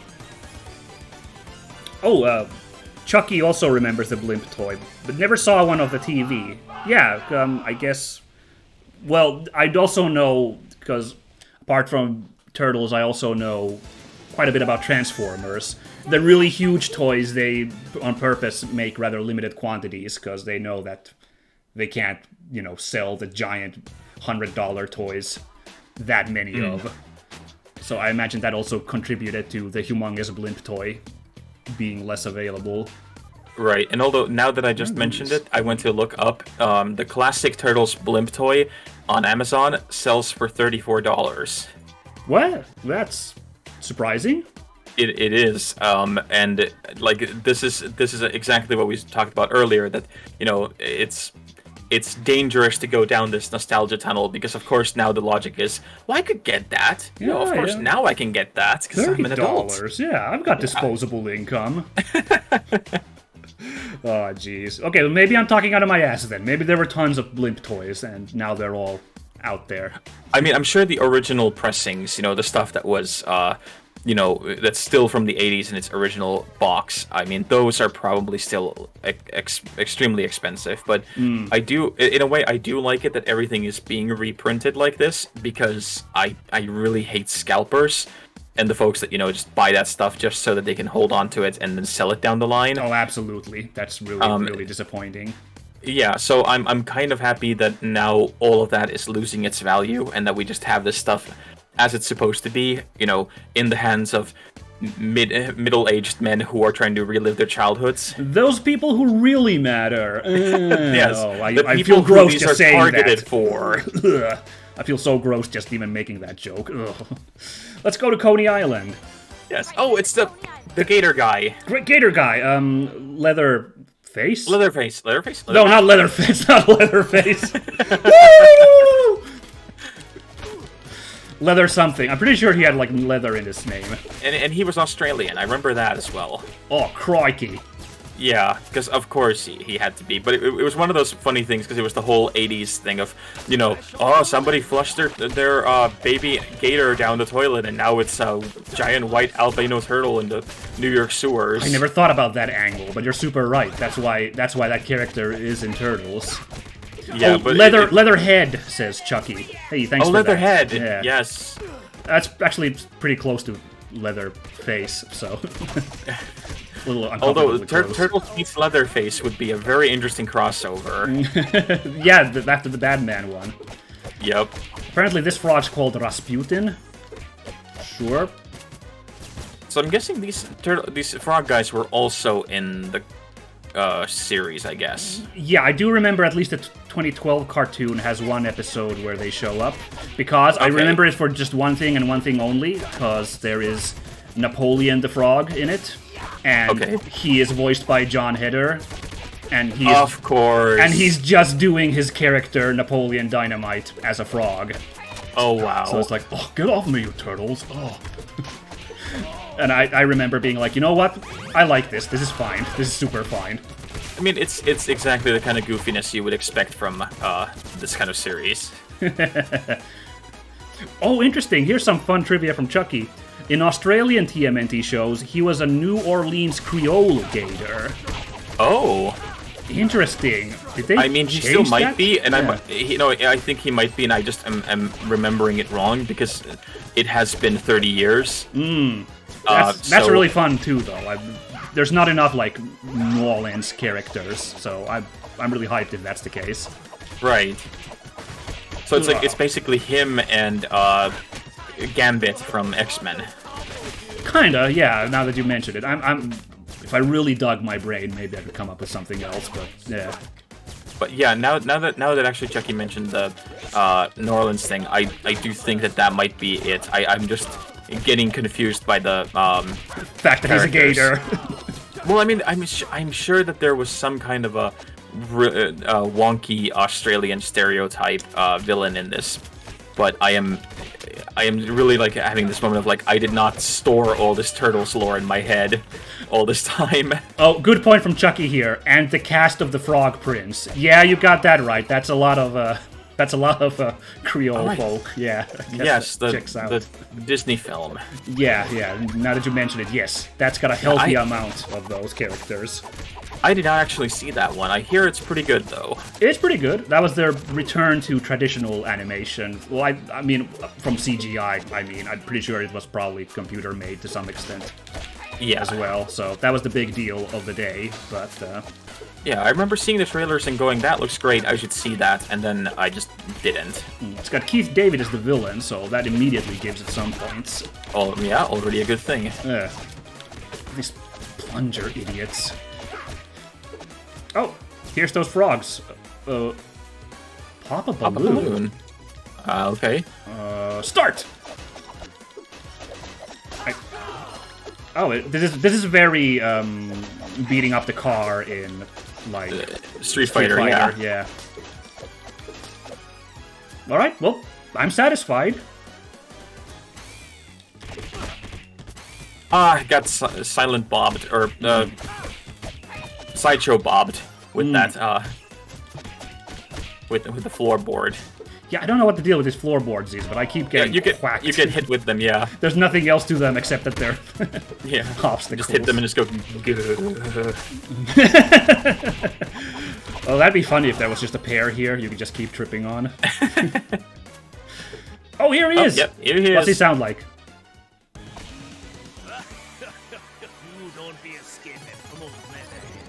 Oh, yep, he is. That's him, yeah. Yeah, Chucky was right. That was very gumbo. I love it. Yep. Oh, there's some more. Yeah, well-placed sewer grates. What is the purpose of this setup in the Coney Island Carnival? No, but never mind. I mean, if it is Coney Island, I mean, I don't think that they would have sewer grates here, but oh well. That's a good point. That's a weird place to put a sewer. Sure. Oh, he's pretty tough. This is a, shall we say, an escalation.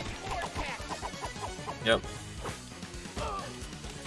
Chucky's put some more trivia, but sorry, gonna have to wait for this boss fight to end. Yeah. Oh, there we go. Gotcha. Oh no. Oh no, Leatherhead's out. I'm out for gumbo. Good. You missed that. You missed it. I can't do Creole at all. Definitely, that's a really hard accent. It is. Yeah. And it's I mean, there's a big danger of doing it and just like jumping from funny to really offensive really quickly. Yes. Of course, some would say I can't do any accent, so I guess you got me there. But I especially can't do this one. I mean that is patently untrue though. But Creole is just really difficult. Every time I try and do anything like that, I just end up sounding like one of those Southern gentlemen who sips on sarsaparilla. That I can do pretty okay, but that wouldn't be very kosher here, I don't think. No. Yeah, he is relentless. Jump attacks are okay. Actually, now that he's like stuck on this, like, well, no, okay, now I got it. Oh, there he goes. Oh, he's just. Yeah, he's just stuck on this loop. Oh, now he's just like, no, I'm gonna get in there. Got him. Yeah, nice. He actually talked about gumbo. Yes. Love this guy. Alright, so what trivia did Chucky have for us? Yeah, there was apparently a mutant kangaroo character named Walkabout. For some reason that never sold in Australia.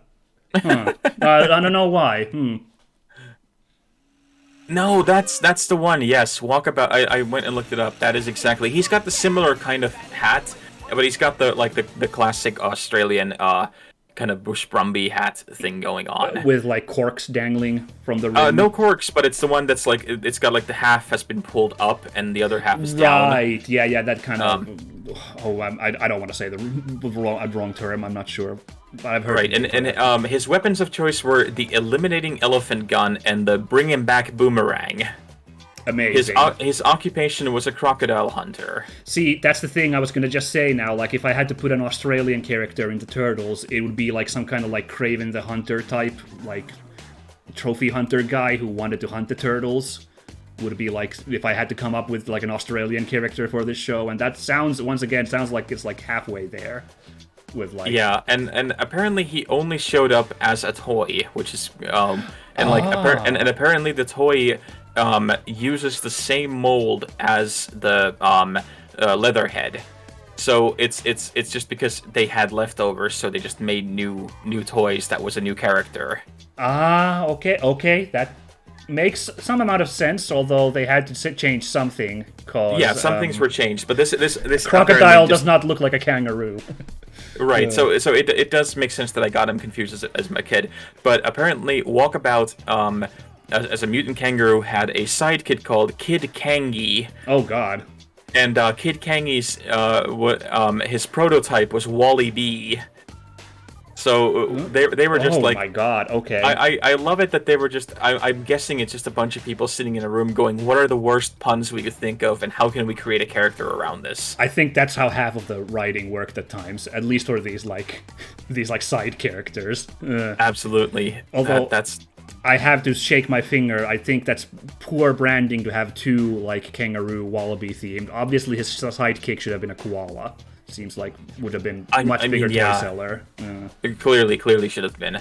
But apparently he never showed up in the actual series. He just showed up as a toy and was promptly forgotten. Okay, that's too bad. It'd be sick if he shows up in this game though. Like, I would mark out now that we know that there's like this kangaroo guy. If he showed up as a boss all of a sudden. Yeah. I can see why he was there, because 80s was also the whole era when Paul Hogan or the Crocodile Dundee was a big thing. Yes, absolutely. That's basically, it sounds like it's riffing exactly on that. Almost. Right, because we had Crocodile Dundee 1 and 2. I think they were 85, 86, and 88, like just before the change of the 90s, and they were both set in New York. So I think that they had this whole thing of that quick, how can we cash in on this? That's actually crazy that he's in New York, so you'd think there would have been an even bigger push to have like some reference to that in Turtles then. Like, I'm surprised there isn't like... Or maybe there is, but apparently he's not very famous since neither of us can remember, like, except for this one kangaroo guy. Right. Oh, Chucky, corks were too much of a choking hazard. Yep. Also, if he shows up in this game, it had better be exactly the same pixels and actions as Leatherhead. That would be on brand a little bit, but I think this game's actually a little bit too high class to, like, just have an exact replica boss show up with different sprites. I don't know. Yeah, maybe. But before we jump into the next episode, bit of trivia, there is actually a unofficial or like a spiritual sequel to Crocodile Dundee called The Very Excellent Mr. Dundee, which came out in 2020. What? Yeah, in that Paul Hogan plays himself, and he's reluctantly thrust back into the spotlight as he desperately attempts to restore his sullied reputation on the eve of being knighted. And it stars, alongside Paul Hogan, it stars Chevy Chase, John Cleese, Olivia Newton-John, Reginald VelJohnson, and Wayne Knight. So you have everybody from the late 80s and early 90s. You're making my head hurt with this. Yeah, everybody's back in it, and it's like a loving kind of tribute to Crocodile Dundee kind of stuff. I have not seen it. It apparently had extremely like terrible reviews. I'm not super surprised. I do like a lot of the names you mentioned there of the actors, but that concept, oof.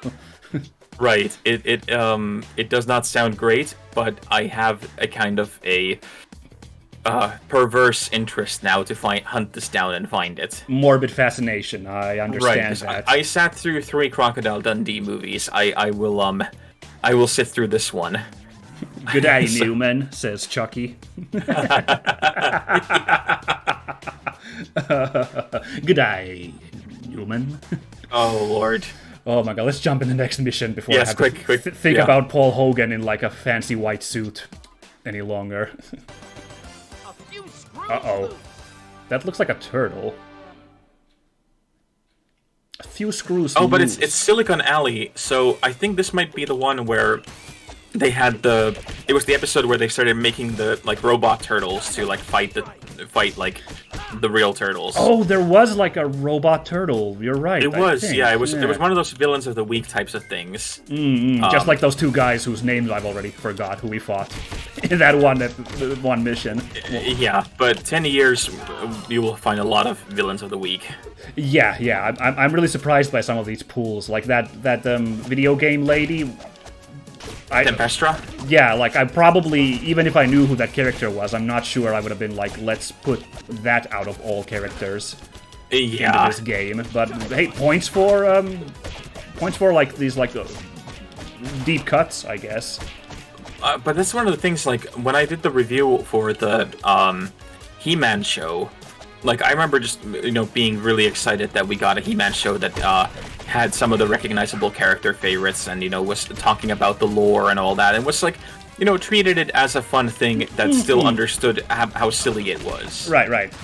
And then I went and did some research and kind of just trying to find out, you know, what the word on the street for the show was, and I was really surprised. I shouldn't be, but I was still really surprised at how many people were like just complaining and angry that there wasn't some really obscure characters from like the series or the books or the... Fascinating. Okay. Yeah.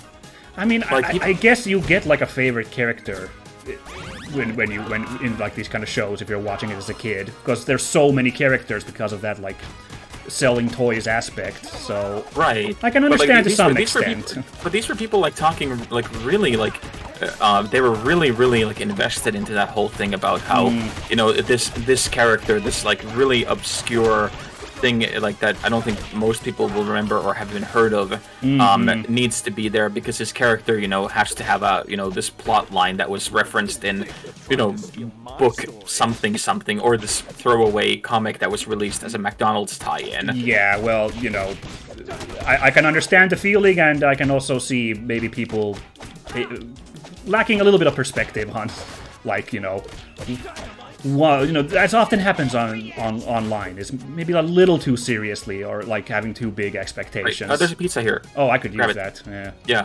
Yeah, and it's not a bad thing as long as, you know, it doesn't get to the point where people start, you know, yelling at kids that, you know, you don't understand the stuff that, you know, the deep lore of Turtles or He-Man. Or telling Ron Gilbert to stop making his new game. That's like yeah. his big love. Yeah, no, if you're one of those people, just, you know, take a long walk off a short pier. Stop bullying creators. Okay. Something like that. Yeah, but like that was more like an observation of like I'm always surprised at how there's always a fandom for something. Oh, absolutely. Certain things I like that no one else cares about. I could talk, you know, for like endless amounts of like really stupid minutiae. So like it's not like I'm not guilty of this kind of like obsession myself. Right, and I think it's more that because like both of us grew up in a time where there was no internet at the very start of it. Right. And then when it was still kind of trying to figure out everything. So finding somebody who says that yes, I like this obscure thing as well was always a really big thing.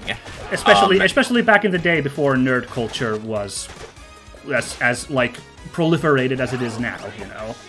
Right, and trying to like to talk to somebody about how, you know, oh, you like Voltron or Bell Attack or like any of this kind of obscure stuff that was being brought to Europe for the first time when we started getting like the companies that realized that hey, there could be an audience for this. And now of course, you know, if you go online and you look and you'll find like really dedicated groups that have like spent a couple of decades now talking about it, and it's wonderful and kind of really weird at the same time because I never expected it to happen like that. Yeah. It's fun, also a little alarming at times again when it gets a little ugly, as we mentioned. But yeah, it's also interesting. Yeah, of course, yeah, there was also a certain innocence to it that because it was in a bubble, because you only had the really small crowd of people who you knew liking something, so there was a lot smaller chance of that kind of crazy drama happening or things getting out of hand as it does now. Yeah. Um, Chucky, by the way, suggests that the robot's name is Metalhead, the robot turtle we're gonna face. Does that sound familiar to you? That does sound familiar, yeah. Okay. Oh, wow, yes. So either Chucky has this entire history in his head, or he's Googling much better than we are. One of the two, but I'm really glad he's here to help us out. Because Metalhead, there we go. They're a Metalhead, wow! But yes, I remember specifically that there was, this arm thing. Because they were having a whole thing about, like, how do we, make something that can be the Turtles? Let's make a turtle. That checks out, yeah. I think Biker Mice also had to fight a rat at one point, which I think was, like... Yes. What's gonna beat a mouse is a freaking rat. So... And that's actually something that I'm now that I think about it, it's funny that I've also complained about this, and I know a lot of people complain about the thing how, like, all the Marvel movies, like, oh, it's always, Oh yeah, the bad guy's the good guy, but like evil. Yeah, and now I'm thinking about it that hang on, wait a moment. All of the stuff we watched as kids had exactly the same thing. Well, yeah, and I'll just say, in video games that works way better. Like characters like Virgil or I don't know, like Jetstream Sam, who are like your character, but like it is like your equal. That's like a really satisfying villain to fight. Right. So like it worked. The concept works really well on that level of like the hero has to like kind of measure up to himself by facing against this like evil version of themselves. And also it's like scary. Like the bad guy has the same powers that the good guy has. But like I guess in like movies it doesn't work quite as well. It's also clear to me now. The turtles are my friends. Aww. System crash. Aww, Middlehead. That was really nice. Aw, I want to give the guy a hug.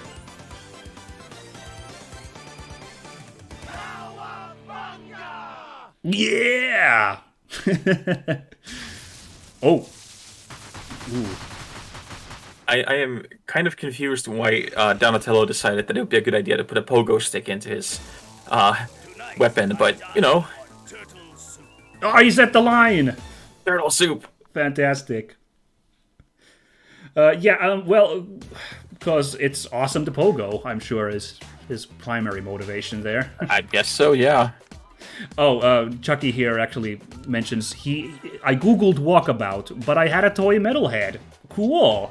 So, do you still have this toy Metalhead? That'd be really rad if you have, because that was at least the guy who showed up in this game was very cool. So if the toy's like that dude, that's a really rad toy. Yeah.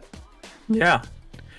And actually, that line, I had completely forgotten that this, Shredder has that famous line about he'll dine on turtle soup. The thing is that at the time, in the 80s when this came out, turtle soup was not illegal. But now, I think in the 90s, or was it early 2000s, the green sea turtles became federally protected because people were eating too many of them.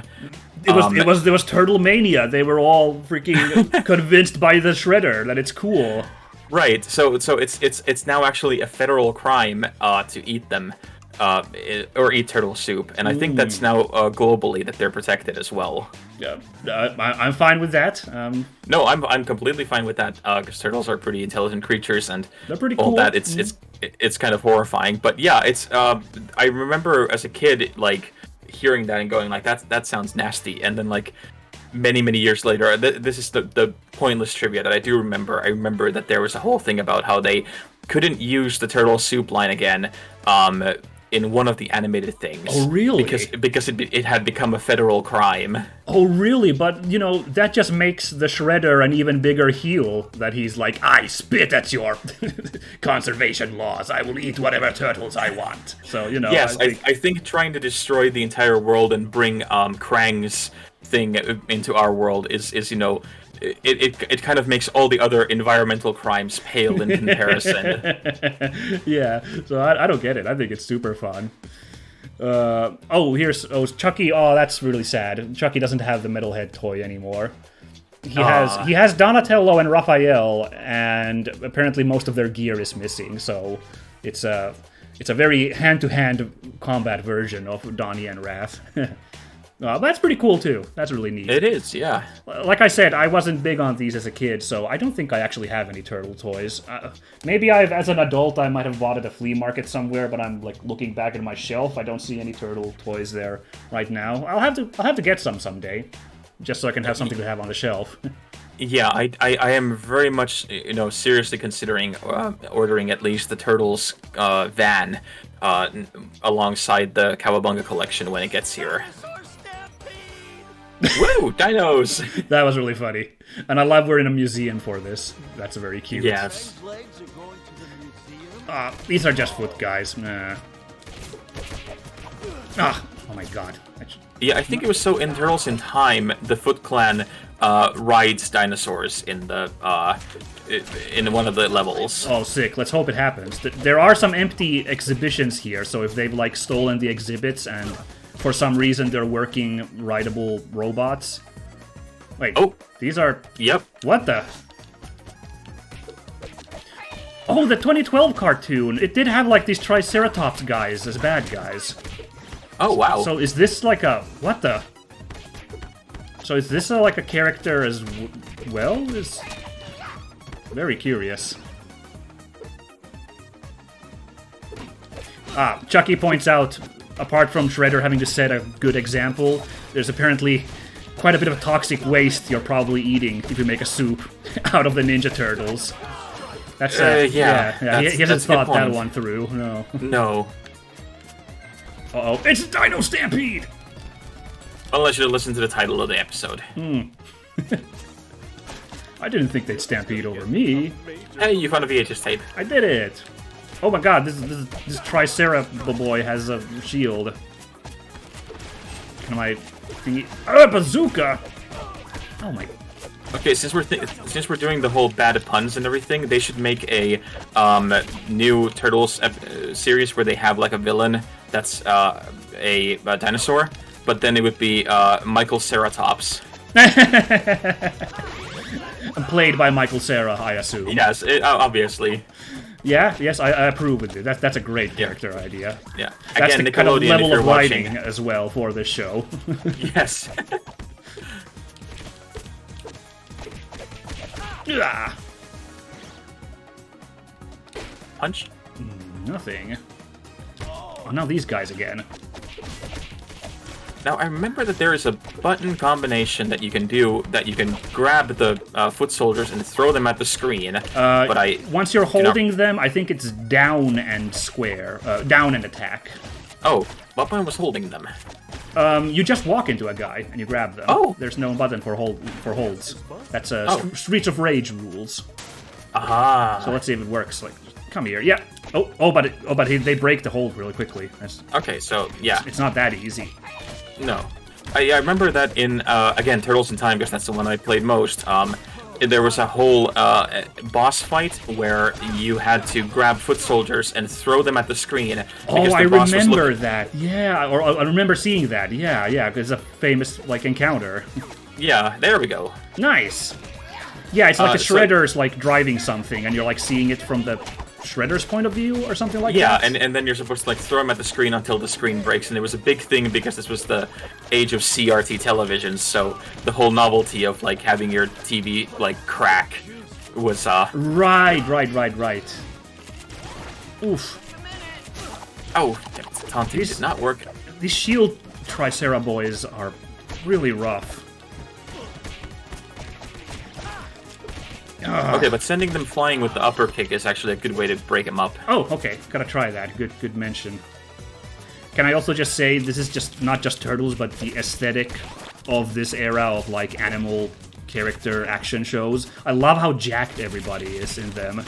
Yes. I don't know because what the deal is, but they all have to have, like huge muscles on them. It's really funny. That was actually because making the toys, it was a lot harder to make them have normal, proper, the kind of like human shapes. It was hard at the time because the molds, you could, if you made like a big chunky ass mold for like He-Man, for example, it was so much easier to then adjust it slightly to be another character, and have that like be then the the multiple series of different villains. Well, actually, yeah, I do remember that everybody kind of has the same body type, and it's just like a different heads and clothes on them. Yeah, you're right about that. Oh, that guy got sucked into the void. Yeah, that looks a lot like a time machine. So I'm gonna be hopeful and think that we're probably gonna get some kind of Turtles in Time thing going on. Oh no! Oh, geez. It was just wishful thinking on my part. That's too bad. Yeah. Oh, here we go. This guy. Ooh, he looks. Oh, dude! Captain Zorax. The Triceraton Terror. He looks rad. Ooh! I do think that like Turtles and all these things must have been like a very much a subconscious and even not that subconscious influence on the D&D campaign we're playing and me naming the characters with these ridiculous names. Oh yeah, you are running a really funny adventure right now. The bad guys, I think I mentioned that it had like G.I. Joe energy, like because there's like vehicles with funny names, and yeah, it was originally supposed to be just full-on Mad Max energy, but now that we've been talking about it, I think that it's just full-on everything from the 80s energy. Right. It's got that vibe as well. Yes, I appreciate it greatly. Yes, so it has a lead villain who's called Pectoras the Operatic and stuff like that. So. And he's built like one of these people. He is. He's very much built for a toy line. Oh god. I'm gonna try and get you up, but this is actually really rough. Yeah, it's okay. I have still a couple of lives left. Nah, I ate dirt as well, so yeah. Yeah, because he's doing the thing. He's got area attacks, he's got unblockable attacks, and he's got these friends coming over. And he's kind of got a shield too. Yeah, this is the point in a beat 'em up where things get like you actually have to kind of know what you're doing, or have a lot of lives as we're doing. Yes. We're at that point here. But I think we're gonna get him now. We're gonna get him. We only lost one life, both of us. So. Yeah, I think we're fine. Ooh, but like if I was playing this solo, that guy would be rough. Yeah, I wonder because like we've been collecting a bunch of things that are like more health and more stuff like that. I wonder if there's a way like going back and doing like those challenges to get like, for example, a faster rise in your specialty bar or something like that. That would make these levels easier. Interesting. I wonder. Well, there is like a level up system. We are like getting some kind of perks from the levels, like the super kick attack or the super jump attack is one. Ah, right. I'm gonna look at the turtle layer real quickly. Look at our level up things. Yeah, absolutely. Also, I'm gonna check. Do we have? None of the collectibles are full. Interesting. We found like this weird elf-looking guy last level called Dask. There is in fact some lore here in the library. Hailing from Dimension X, Dask is all about having fun and foiling Krang's plans. So that's probably a guy who shows up in some episode. Yeah, as probably. Well. Let's see. Oh, that's really sad. So. Are you not leveling up? Is it only me who gets levels? I don't know. Because I'm looking at the fitness journal, right? That's in the dojo, the turtle layer. And that's like a list of like what unlocks you get when you hit power levels. And it's weird because it's got a number 5 next to my name, but you got a 0. No, I've got 6 on mine and you've got 0. Oh, you know what? This is like, it's not our shared progress. It's me playing this game. I've played Mikey only, so I've leveled him up to level 5. But, right. So if we would now change characters, because apparently you can change characters at any point. Yeah, I think you can. If you hit triangle, you can go back to the party screen. You can change. I'm good sticking with this one still. No, I'm fine. Let's go with Mikey and Donatello. Like eventually down the line, I will probably go and try out April because I think that's really funny to be able to play, and I'm glad that she's finally getting something to do over the years, because I feel like that's the character that seems to be forgotten all the time, despite that she's a major part of the series. Yeah, I mean, newer like different continuities, newer cartoons are better about giving her stuff to do. This was kind of that era of the female character is in this show aimed for boys, so she's not gonna be like a, She's not going to be Right. a major element. She's just kind of like a support role stuck in Yeah, that. like I remember really liking like the character when she got stuff to do. I guess I like the idea that she was a journalist who like uncovered all this stuff and like helped them, because she had that whole element of, you know, being not just a quest giver, but being this like the turtles would not be able to do anything without her kind of thing, which was really fun even at the time. And then in the movies, I remember liking it because they instantly introduce her essentially like going and fighting the Foot Clan because she's trying to infiltrate them and all that. So that was already really fun at the time. And then I was really kind of disappointed that we had like almost 20 years of her essentially being the damsel in distress. Yeah. Well, I'm pretty sure in a lot of the like later cartoons, she ends up like at least learning some like ninja stuff, so she's not like helpless completely. Obviously, the show still focus on the turtles, but like Right. Yeah. they're better about treating a character like that, you know. Yeah, and that's one of those things that, like we talked about, it would be really fun to see what they could do with if they take these old characters and try and put better spins on them. Yeah. I think that would be really, really cool. Well, this franchise, I'm sure they'll kick off another at some point, you know, another new take eventually. It's still fairly popular amongst all sorts of. I mean, the fact that there's been 3 really major cartoons over like I think 3 decades, I think that's meant that it's like the different generations mean for different generations of viewers like different things, I'm pretty sure. So Right, like, and it's I mean, valuable to lots of people. Right, and we're getting the Rise of the Teenage Mutant Ninja Turtles, the movie, which is coming out August 5th, actually. That cartoon I haven't watched. I don't even like. It's not that I know.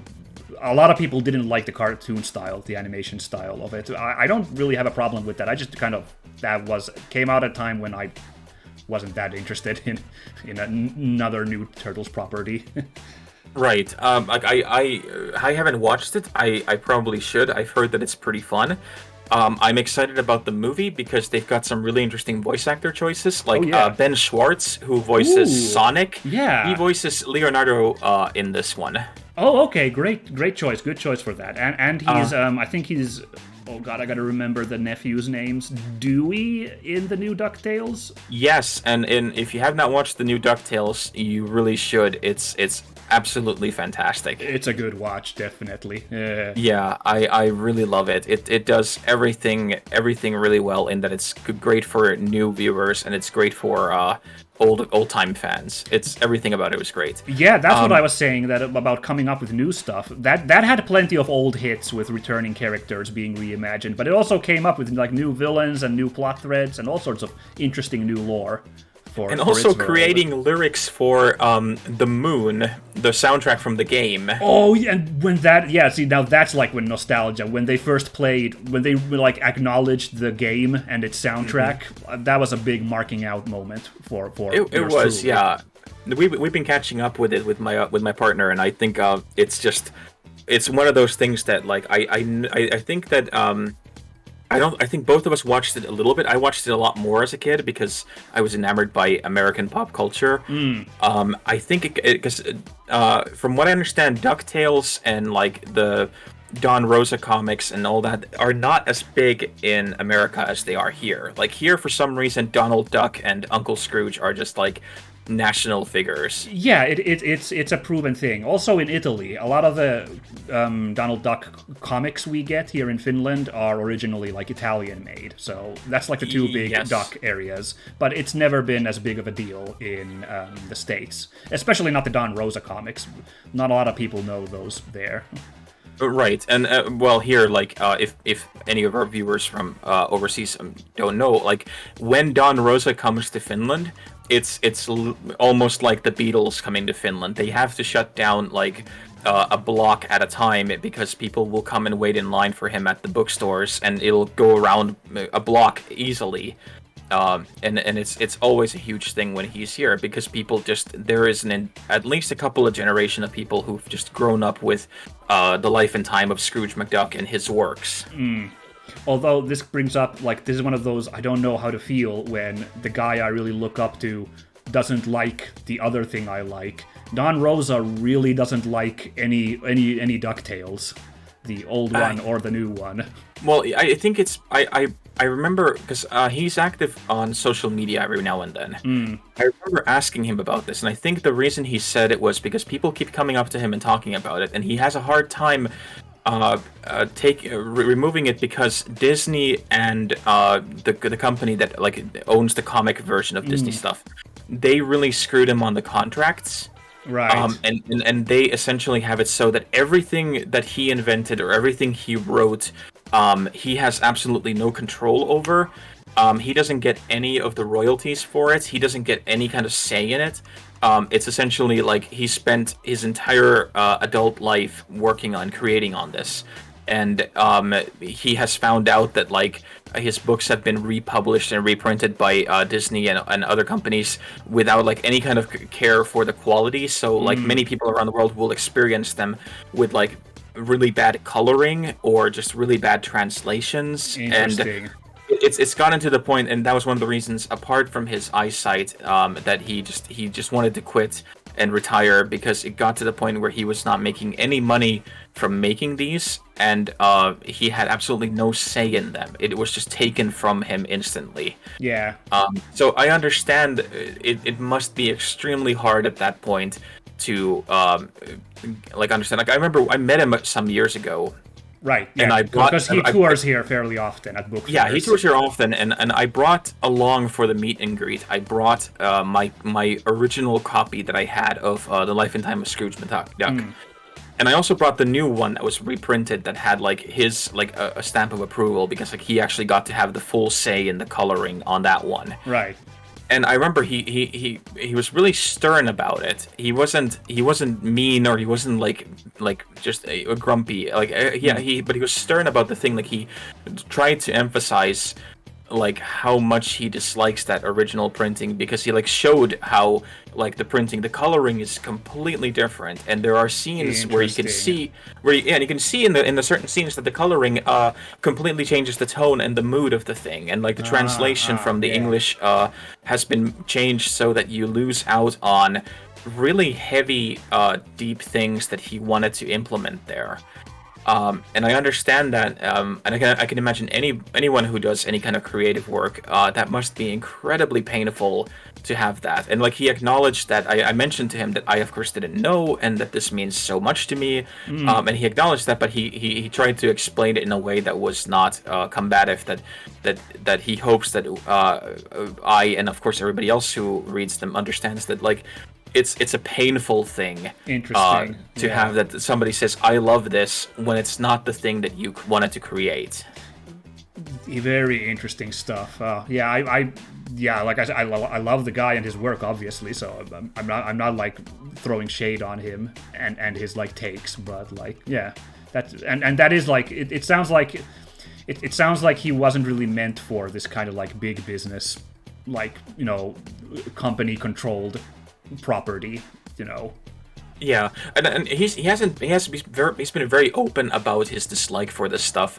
Even in the comics, like if you remember, there's the story about where Uncle Scrooge creates the gloop that can burrow through anything. Yeah, the universal solvent or whatever. Yeah, the universal, and there's a scene in it that where they showcase how strong it is by having it like a single drop of it go through like there's all like an increasing level of layers of impenetrable stuff, and at the very bottom of it is a Disney contract, and it even like takes a little bit longer to burrow through it than any other impenetrable object. I don't remember that, but that's really funny.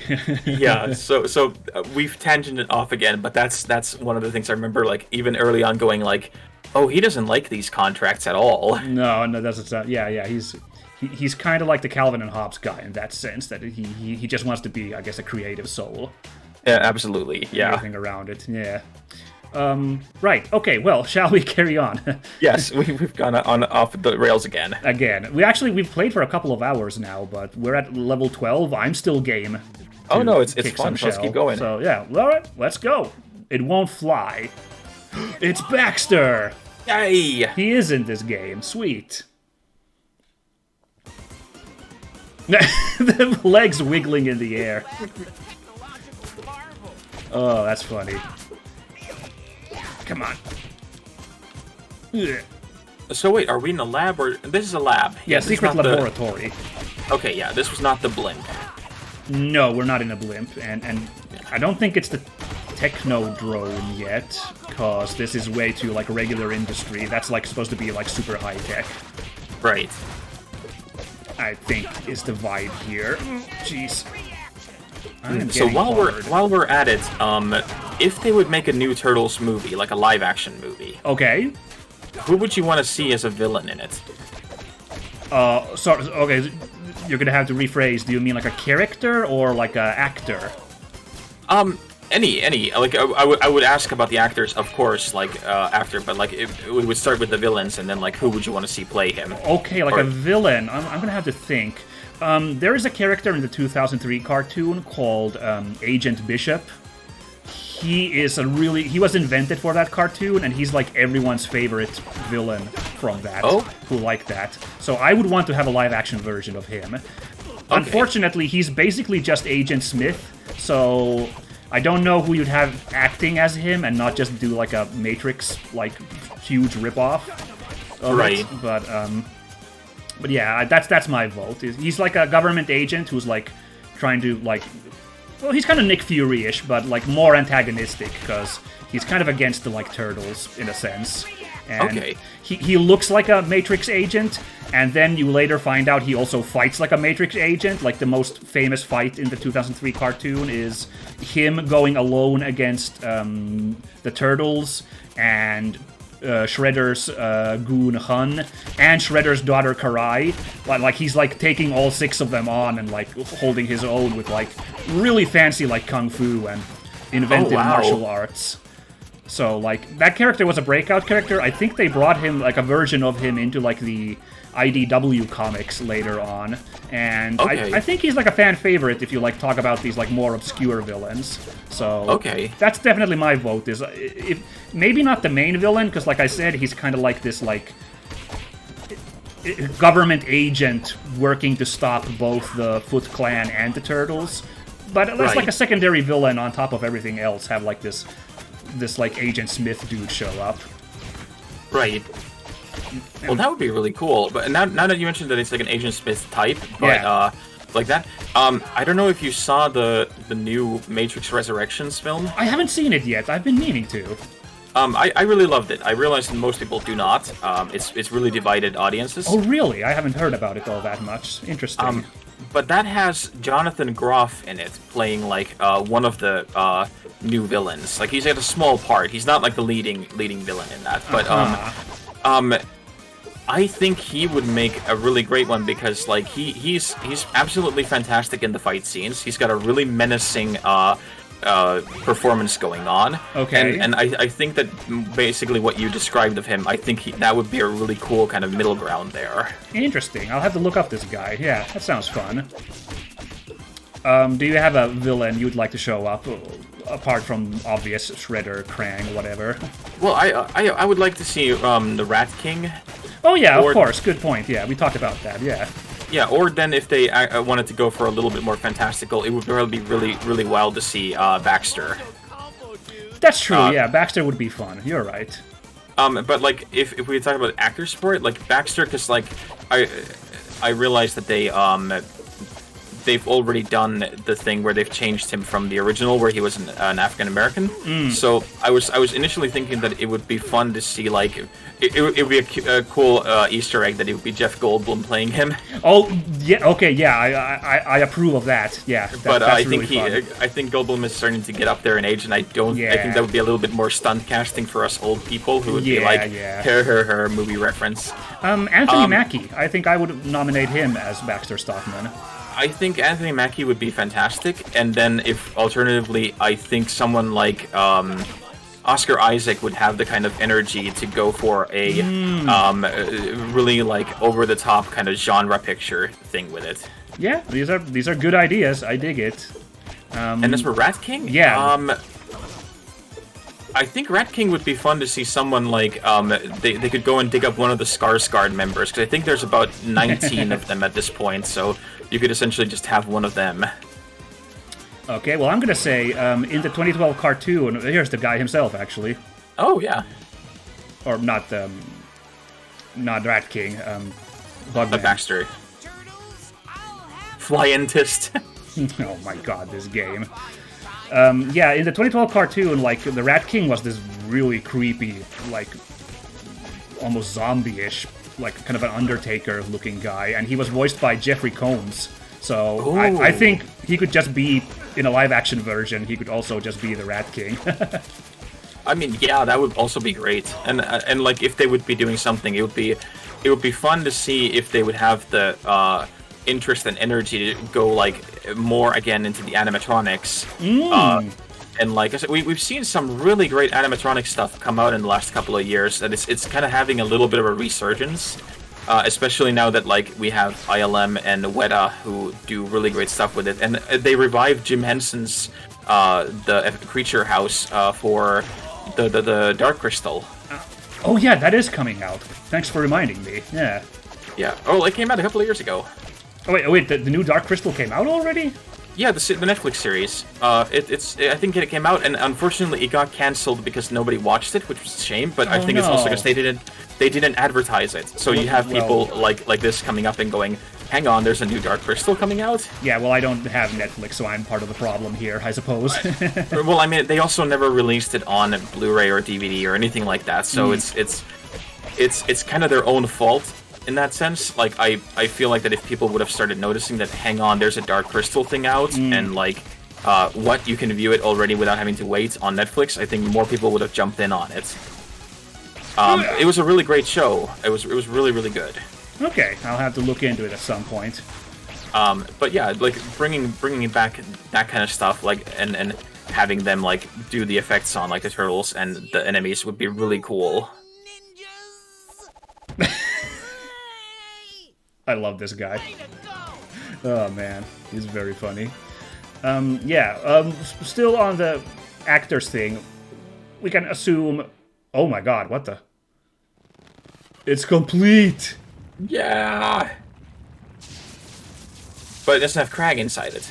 Apparently not. Wait, did we just... Unless they bring the... Is it the Megadrone? Technodrome. Technodrome. There it is. Barely busted up. Interesting. What's going on?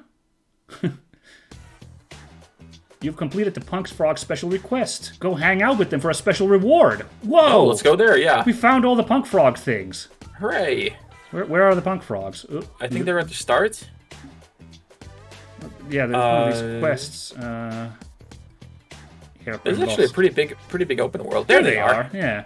But before we go to the Punk Frogs, I just gonna really quickly ask still Yeah. on actors.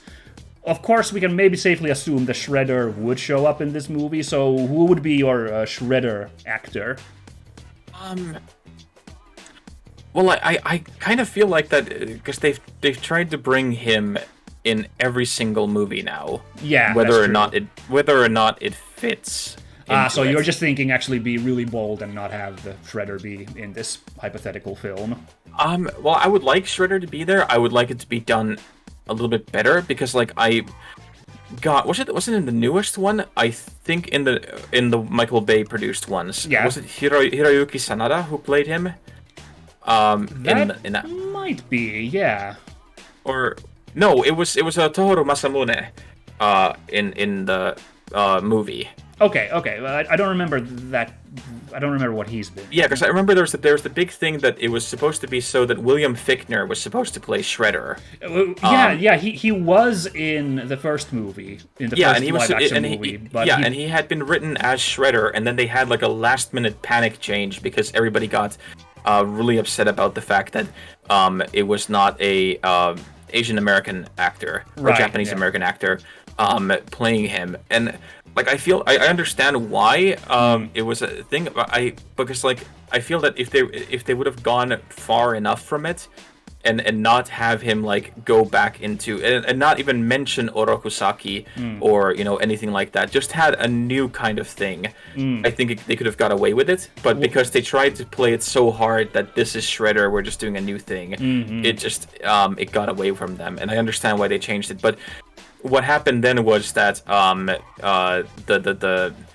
the whole thing was that Shredder just shows up and he's just completely a nothing character. So I was really kind of disappointed in that. That happened in kind of both movies. In the first one, it's because of these changes. He only really shows up in that cyborg armor that he's in. He's got that crazy armor, which I'll be shameless here. I love that thing. It's awesome. Big dumb cyborg samurai guy. Yeah. And then in the second movie, like Krang is in the second movie, and he ends up like bossing Shredder around. There's never a fight between Shredder and the Turtles in that second movie, because Krang like carbonite freezes him eventually, Right. and chucks him away. So yeah, Shredder wasn't done very. He got done dirty in those two films, except for his Yeah. cool armor. But I think a lot of people thought that was just really dumb. That big armor, Yeah. but I'm all about big dumb armor, so I thought it was awesome.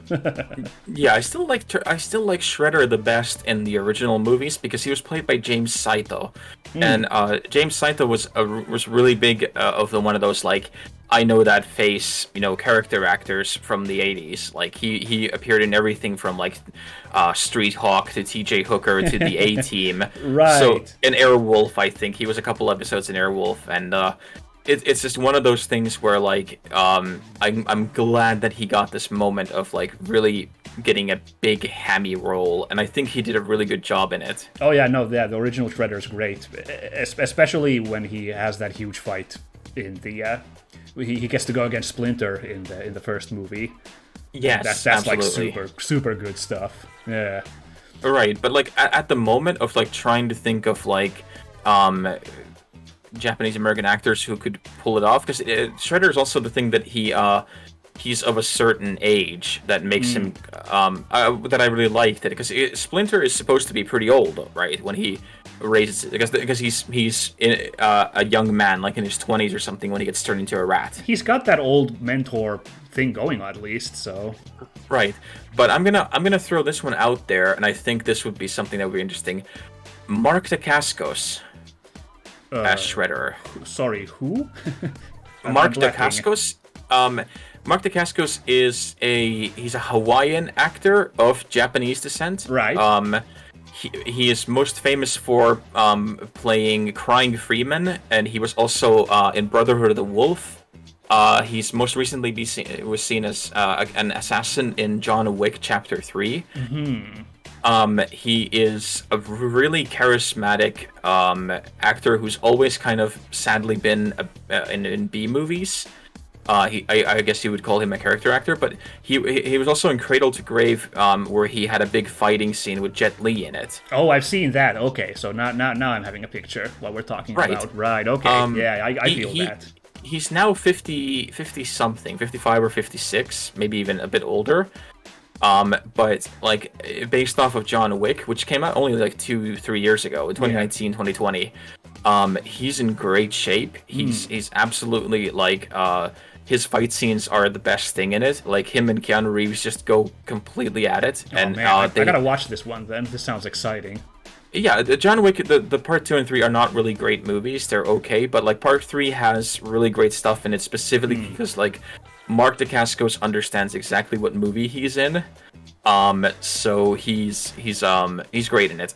He was also in Mortal Kombat Legacy, the web show. If you watch that. Oh, I did. I watched snippets of that, so kind of. He Who was played Kung Lao in it. Oh, okay, nice. Yeah, okay, yeah. I'm seeing now what you're going with this casting. Yeah. So I think give him the chance and give him like a proper couple of movie arc where he's the main villain in it. I think that would be really super cool, because I think that if you built him up, like have him like be like the first film, like just have the whole story of him and Splinter as like real people before they turn. I think that would be really cool, and I would be really happy to see Dacascos get like one really big part like that. I dig it. I'm gonna have to look out a little bit more of this guy, but I dig it. Yeah. Yeah. If nothing else, the fight scene between him and Keanu Reeves in John Wick 3 is on YouTube. It's it's well worth watching. It's not going to spoil really anything because there's really not that much plot to speak of. Not anything to spoil. Not really, no. But I think you'll get a kick out of it. I'll be sure to check it. Yeah. Let's go see these punk frogs now, I guess. Yes. We got all of them, and our reward is Thoughtful of you. 100 points. Okay. Thanks for finding our bugs. Bugs are pizzas to us. Slurp. Well, okay, that was a little because they said we were going to get to party with them, so I was hoping like a dance scene. That was a bit of a... Oh, well. Sadly, no. And I'm just going to toss now my Shredder is my big meme suggestion. Okay. Tadanobu Asano. Oh, well, that's also a good one. Because he would be so creepy as the Shredder. He'd be so evil. But yeah, that's just me being silly. Yeah, no, I can totally see that too. But yeah, I worry that they're just gonna go and like pick, just a kind of essentially let's have somebody. Oh goodness. Yeah, we're now in Dimension X. All right, sweet. But yeah, I think they're just gonna go pick somebody who's just got a little bit of recognition, and they're gonna throw them in and bury them behind a mask and have no lines and no charisma, and it's Yeah, gonna be it's- another wasted opportunity. It's kind of, yeah, I mean, yeah, I don't know. That's kind of what it might end up being very easily. But, All right, I guess we're going to the Technodrome, apparently. Yeah. It's 13 mission. Technodrome, Visa. Location Bellerophon. What? Oh, That looks like Rocksteady, but with like an upgraded armor. Big Rocksteady. Sick. Let's see. Oh, Chucky mentions in chat, Super Shredder from the old movies was great, and then he's got a laughing emote. I'm not sure she's being serious, because I don't agree with that. I think Super Shredder was a giant letdown in the second Turtles movie. Well, he didn't really get a fight scene because I remember they mentioned in like a commentary track or something that the armor or the stuff was so heavy that he couldn't essentially fight and move anything. So you can see in the movie they essentially just he walks out of the shadows and immediately has like a pier dropped on him. Yes, he like rampages and breaks all the like moorings on the pier and just like drops the thing on his own Yeah. head. So like you never get to see him do anything cool. I remember the toys were a big thing. Super Shredder, one of the toys was like he was an even buffer version of Shredder, and then if you like wound up his the back, what happened is that he like folds his arms out and like he's got like spikes growing out of it, and they just like spin wildly, and that's like it's supposed to be like his version of the turtle tenderizer. Right. Well, I think they do him better in the video games because he gets to actually show up and be a boss. Right. I'm pretty sure he's in one of the old beat 'em up. Maybe even in Turtles in Time. I don't remember that. I would not be surprised. Yeah, but yeah, the movie one is like that's too bad. Which is a little bit of a shame because I think the second movie is really, really good. There's so many great things in that, and they like really up the ante because they got a bigger budget to do more of the fun and crazy stuff in. Yeah, like Toka and Razar. I just suddenly remember what the other guy's name is. Oh, right. It's Toka. Toka and Razar, I think, were those two evil mutants. Yeah. Yeah, and also Vanilla Ice. Now that ate up a lot of budget. Oh, good, right. And Vanilla Ice did the whole theme song for that. Yeah, that's one of my favorite tropes, even though it's so like unrealistic and silly. But where a fight breaks out at like a music event, and instead of like the real thing of everyone just panicking and fleeing, they're just like, hey, let's make a cool show out of this. So Vanilla Ice just starts like improvises a ninja rap, and they just keep fighting. Yeah, that was. Oh goodness, I had forgotten that completely. But yeah, that's the 80s for you. Sure enough. Chucky points out that his blades went shink even when he was standing still. Interesting. That is a superpower. That is a superpower. He's definitely earned the moniker of Super Shredder with that. Yeah, that goes right there with Henry Cavill reloading his fists in Mission Impossible 6. Oh, I know that. I haven't even seen that film, but I've seen the clip. It's so cool. He walks in and just goes with his yeah, fists. he reloads his fists. It's just it made me so stupidly happy seeing that. Yeah, same here. It was like, that's awesome. But he's so cool. I mean, he technically isn't, but he is. Yeah, like the character is just it's so hilariously over the top. Oh man. But it's great because it's also like it doesn't go too far into it becoming completely toxic. Like it doesn't go it doesn't go full 80s. Right. Oh gee. Oh my goodness. These freaking side ninjas. Yeah, they're doing the throwing thing, which is causing me some harm because I can't see them. They were kind of rough. Yeah. Ooh, you should grab that. Oh, The pizza in the bottom left. oh, there's a pizza. Oh, good. Yeah, it's hidden by the challenges thingy. There we go. Just in time. Ooh, nice. Oh god. Oh, goodness. Oh, heavens me.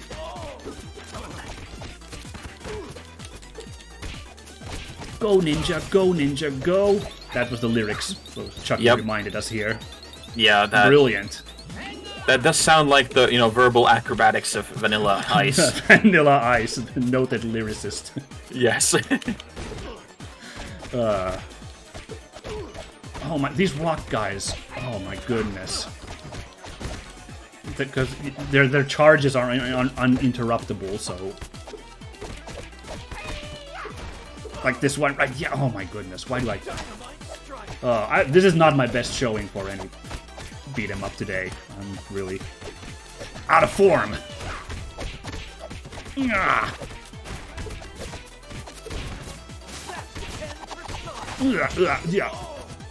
Oh, goodness. Oh, gotcha. Yeah, I'm eating dirt on this Ah, level. damn it. Get away from him. Okay. Sniff on this pizza. Yeah. Oh, barely. Phew. Well, just in time for the... Oh, that's not... General Trag. Alright. Oh my goodness.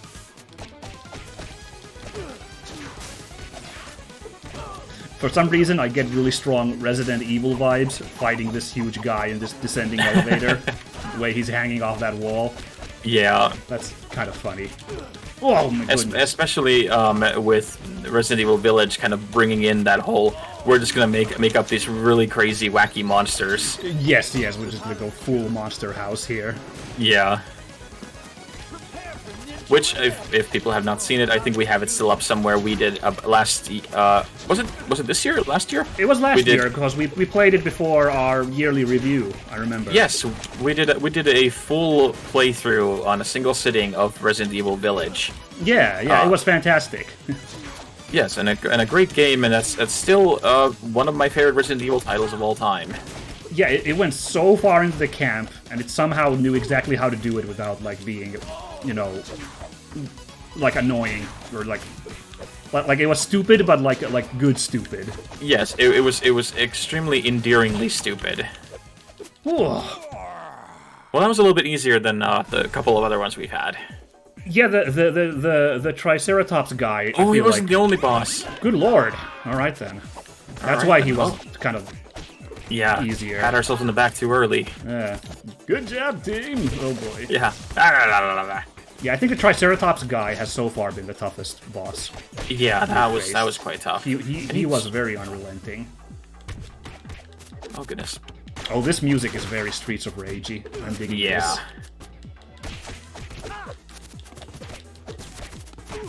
Oh my god, these sword guys. Ay.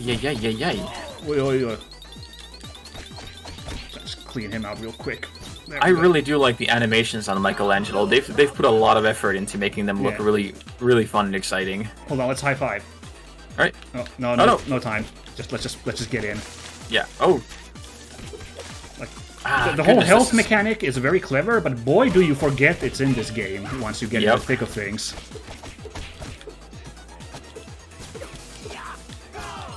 Ooh-ha. What the? Oh, good. Family pizza. Oh, yeah. And the crystal. Oh my god. The fact that you can't interrupt that even with like a jump attack is what annoys me about these guys. There's a little bit... I'm really confused at why can't you? Because they do take damage when you hit them, so... I don't know. I wonder if it's that you have to do a charge attack. Well, whatever it is, it's not favorite of this crew. Okay, But punch this will work on them, come on. Oh, that will work, yeah. Nice. Oof. Oh, okay.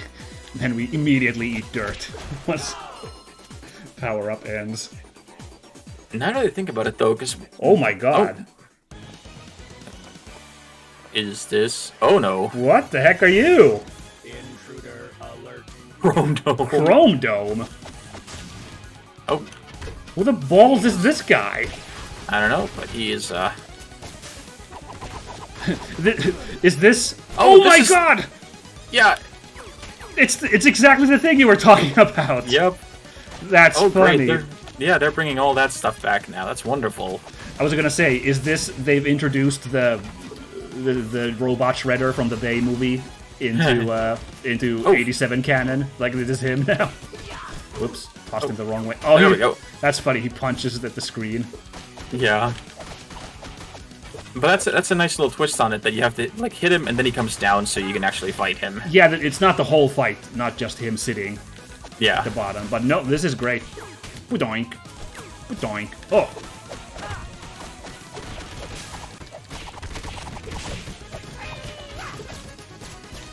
Oop, watch out. Ugh. Whoops. Oh yeah, I was supposed to throw him. Whoops. I've got too bloodlusty here. Hey, it's okay. This We're will gonna come get him down. anyway.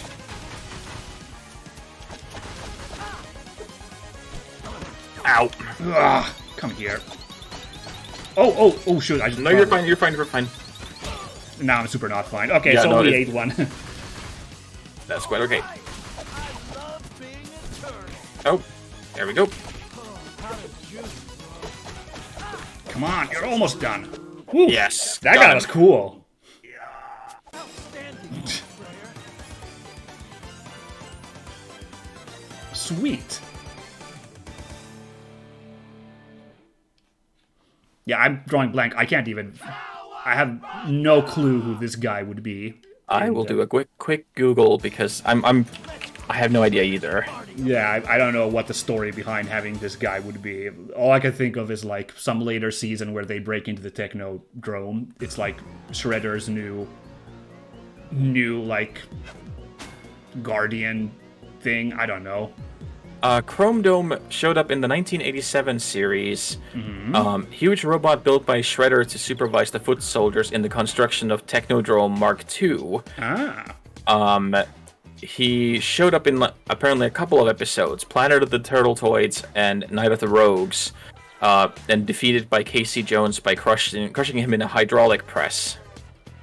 Cool. That sounds awesome. I kind of. And then apparently another version of Chrome Dome showed up in the 2012 series. But it was one of the robots that Karai had the Foot Clan's ally, the Krang Hive Mind, develop for her. And it was apparently targeting April O'Neil. Okay, I may have seen that episode, but I can't remember. It probably wasn't a super memorable one then. Yeah, it doesn't look... The 2012 one does not look at all like the one from 1987. And I think the 1987 one was the one that we just fought. So it's like... Yeah, That's the continuity we're keeping here. Absolutely, yeah. Alright, let's go real quickly to Vernon. We found all his VHS tapes. All his episodes of Seinfeld that he recorded. These are gonna sell like hotcakes one day. They have very All right. important reporting on them. Uh-huh. Oh, bother. Alright, back to Dimension X. Yeah, I'm glad that we came back from Dimension X just to deliver some VHS tapes. Return the tapes. Yes. Oh my goodness. The Lost Arch Enemies. Lost arch enemies. Oh, I think I recognize this one. This was also one of those, like basically the Turtles, but not the Turtles. Alright. Gosh, I wish I could remember what their name was, but they had the whole kind of, essentially like a vulture kind of look to them. Oh, Vulture Turtle. Okay. Some let's kind go of like see. that. I could be remembering it wrong, but I've got this vivid image in my head. Again, I'm going off very old memories. We'll see what it is. This is very Battletoads all of a sudden. This is, yeah. Forget Turtles for a minute. This is giving me some Agita. This right here.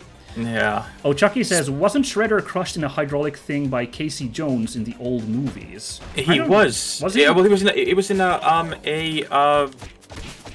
it was the dump truck.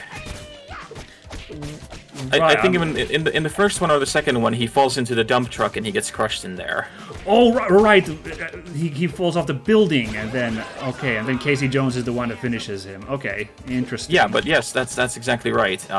Because they had to do some kind of an ending that was sufficiently brutal for the 80s, but also then like could that be they could shown bring to him kids. back. Yeah. Or they Yeah, bring also him back. yeah, also show the kids because kids saw a lot of murder in those Disney and children's movies. Well, hey, as long as you don't see anything happen to the body, it's super fine. Right. I guess.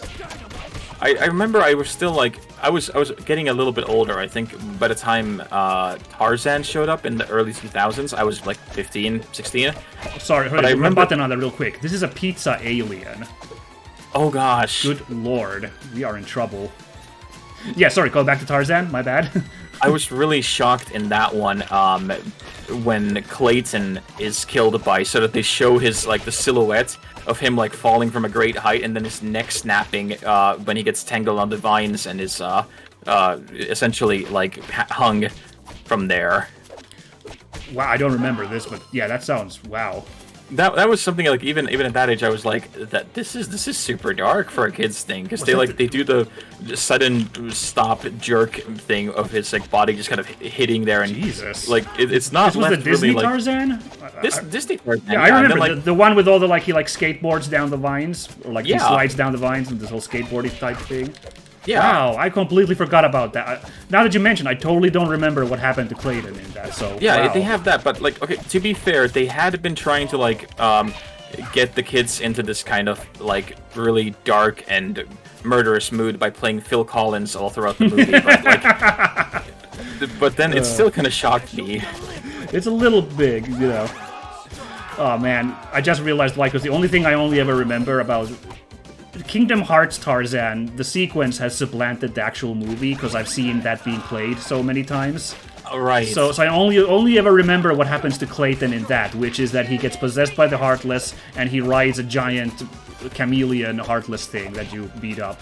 And Yes. then he dies, I think.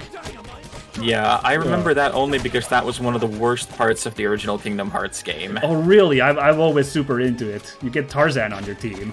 Well, yeah, Tarzan's great, but it's like that level. I just remember that the level design in that was really bad. Oh, you're right, actually. It's really hard near the end of that level. It's really hard to figure out, like, where you're supposed to go and what you're supposed to do. You're super right about that, actually.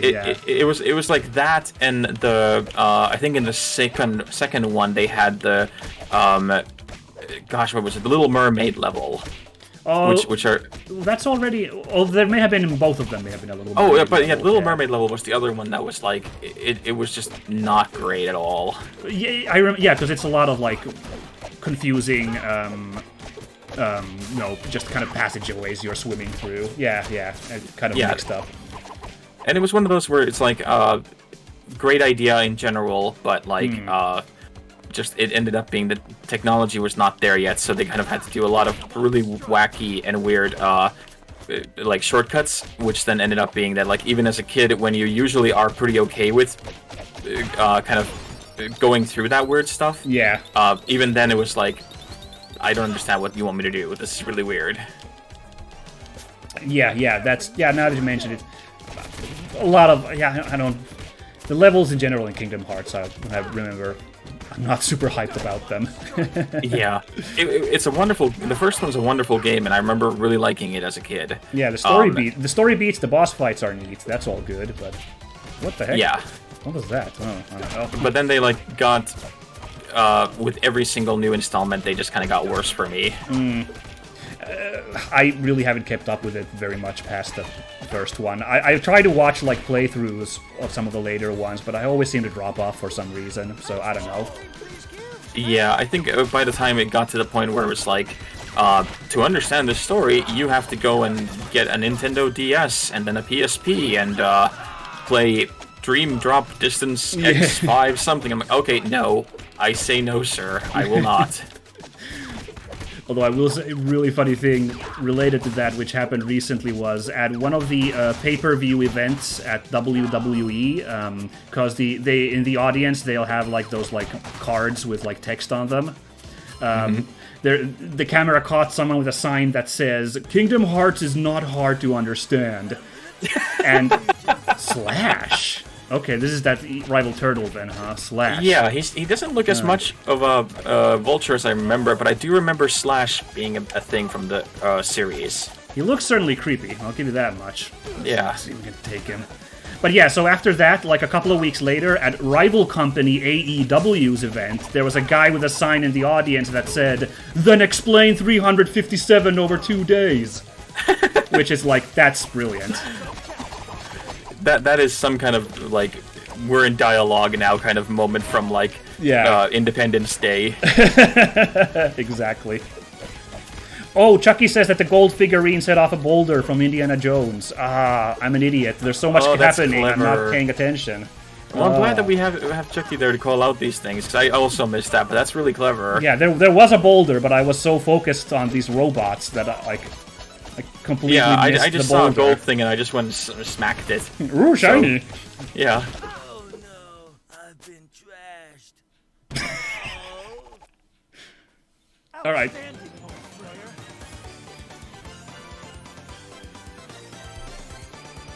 So wait, are Kevin Eastman and Peter Laird still involved in this Eternal stuff? Because, like, I'd imagine that Peter Laird must be getting up there, because he was, like, already in his mid-30s when they first came up with the Turtles.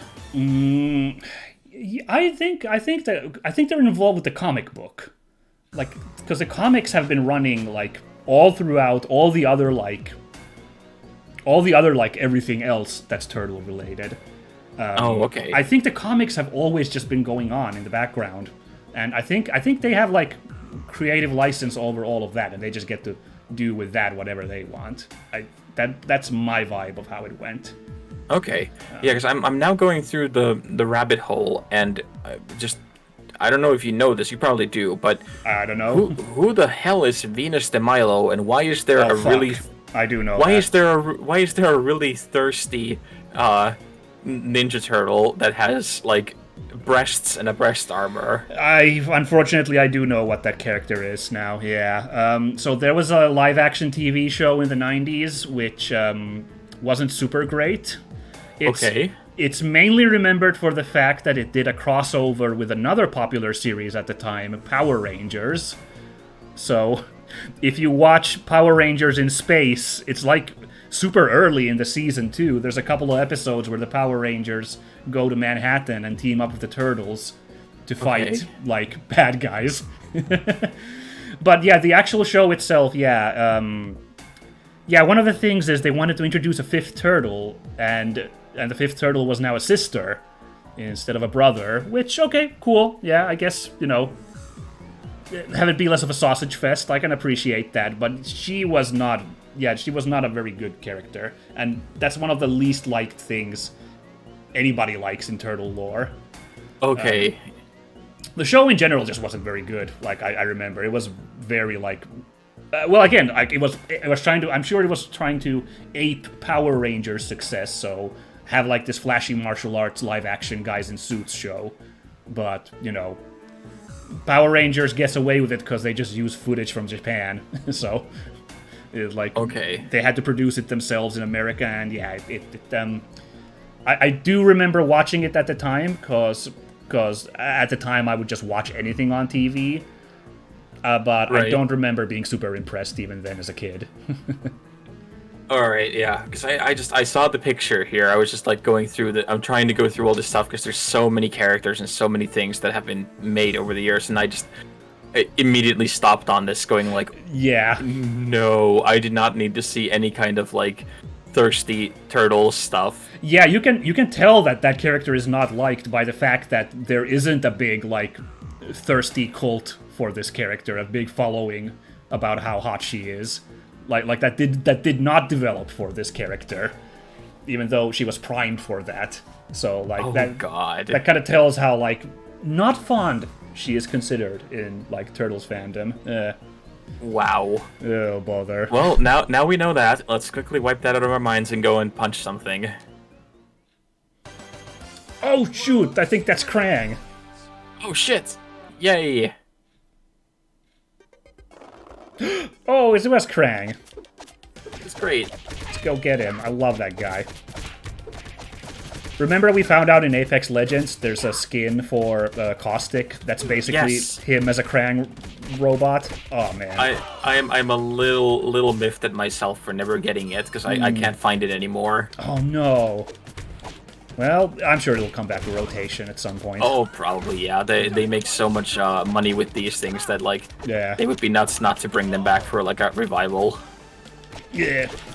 So earlier today I mentioned that like I mentioned that I didn't really watch Turtles as a kid because I thought it was too quote unquote intense for me as a wimpy little kid. Krang was one of the things I was really scared of as a kid, actually. Well, it's a talking brain. Well, it's not even that. I thought he was way scarier when he got his robot, is the funny thing. For some reason, Oh. I think over the years, I've got this picture of why is when he first shows up, he not only has his robot, but he turns into like a giant. Do you remember that? He's like enormous, like King Kong sized. Oh, right. You're think bringing back all this weird stuff that I had forgotten, man. Yeah, there was like he had like some special power that he turned into a giant. And I think I thought about it. I think as a kid. Yeah, let me high five you. There Oh you yeah, go. definitely. That gives a little bit. There we go. I think as a kid, I just was scared of giants because I think about a lot of characters that I'm like, as a kid, freaked me out, and the common thing is that they're all humongous.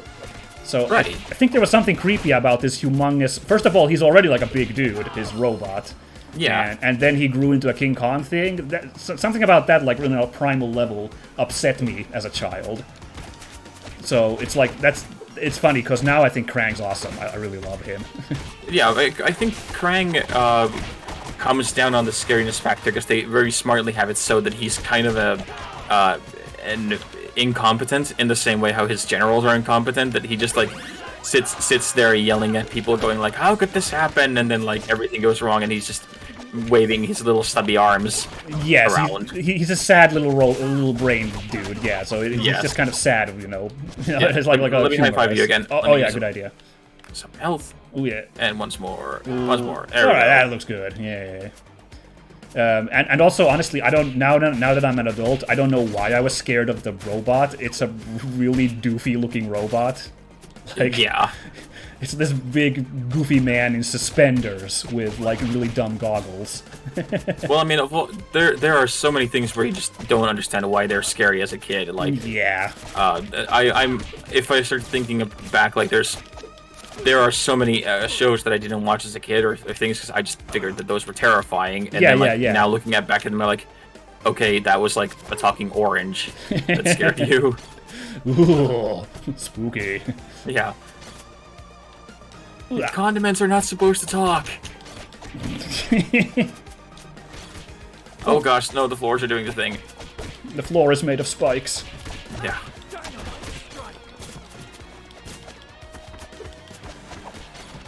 Yeah, no. Stop Yeah. blocking. Alright, gonna try and meditate. Let's see, they give me. They don't give me a chance.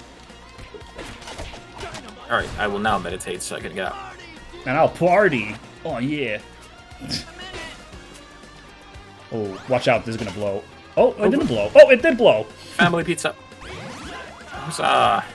Pizza. Oh, man. Uh-oh. Oh, he's got a cute little chicken walker thingy. Yeah. That's funny. Smack me, do that. Oh, these There we guys go. sucked so bad. There we go. Oy, oy, oy. When you're shield. No, you're not. Well, speaking of Eastman and Laird, I just remembered we were talking about them a second ago. This highlights what a pair of goofy, like, guys just doing their goofy story they are. Have you ever heard, like, how they came up with the Shredder first, the character name? I'm sure it's come across, but no, please remind me. They were, like, over at one of their house, and they were, like, doing dishes together. and one of them like took a cheese grater and like put it like around his hand, holding the handle, so it like a gauntlet. And he was like, "Check it out! I got like this cool weapon," and he like swings it around. And his buddy's like, "Wow, you're like the grater," and he's like, "No, that sounds dumb. I think it should be like the shredder." That's so adorable to me. Just these two guys doing these dumb. I love it that it's like, yeah, the grater is clearly not good enough, but the shredder is cool. It's fantastic. I don't remember what it originally was, but then they were like, "No, shredder, that's it." Oh boy. But I wish there was like an Easter egg somewhere where he was holding like a pair of cheese graters around his hands. Ugh. Oh, these things aren't that bad. Oh, but these guys are... Oh, both of these at the same time?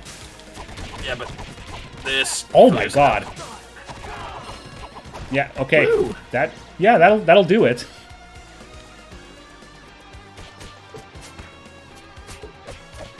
I think this series may have been the first instance, alongside like with Double Dragon, where it just started teaching kids that spawn camping is completely okay. That's because a you good just point. wait at the door for these guys to show up, so you can just take them out before they do anything. Bat them one at a time. Seems almost required, yes. Yes. God, man. I wonder... I feel like we must be getting close to the end of the game, because this is like a sequence where they're throwing like everything we fought so far. I really do think so, because I think we had like... there was place for one more level there. So I think that we're going to do Krang in his like less impressive form, or this form, and then we get Shredder for the last one. Oh, good, they have the... I think that's the same guy. It sounded quite like him, yeah. I'll teach you some manners. Amazing. Oh, great. Let's get to work. Uh-oh. Oh, that's cool. That's kind of neat. Wash away the anger! Here I stand beneath a warm, soothing rain. Oof, okay. Ah, he's river dancing on me. Damn it.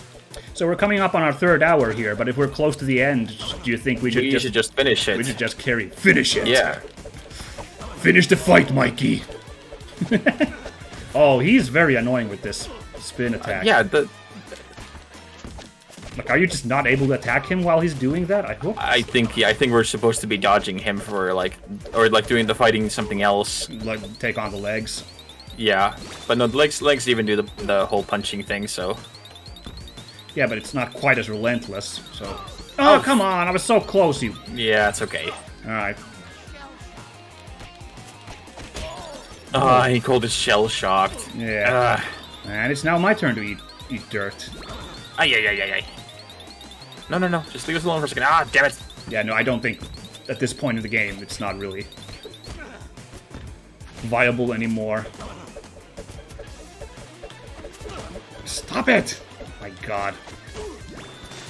I can't even tell if I'm doing any damage to him. Wow.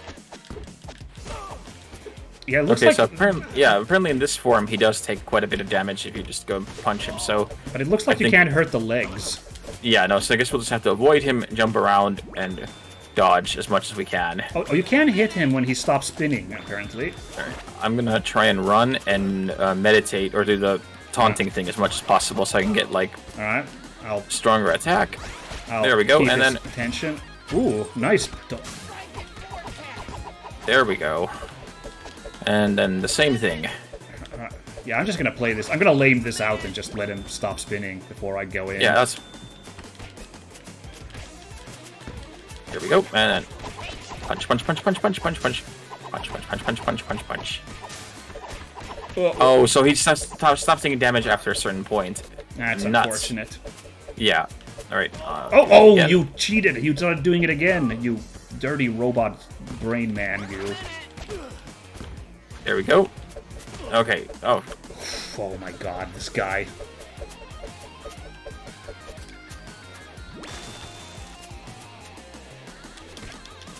Ah, the floor is electric. There we go. Yeah.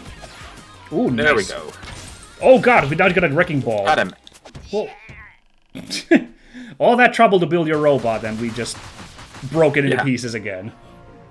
So apparently, if you have the special attack and you push in a direction and hit the special attack button, Surprise for you. Oh, surprise. I love those. I love it that they got his little arm wiggle in there. Oh shit, what? Uh-oh. Double fight. Are we doing this? We are!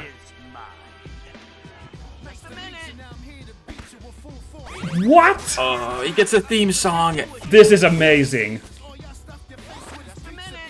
I mean, maybe not exactly the I would have picked for music against him, but wow. I'm all for it. This is hilarious.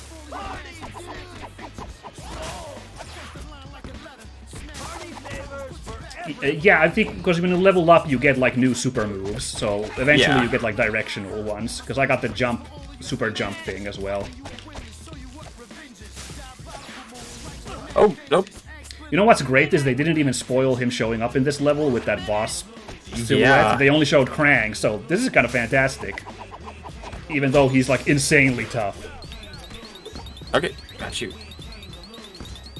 Luckily, he's just posing now. Yeah. I'm the coolest villain. Oh, Ah, knocked me out. oh he's coming for me. Get up.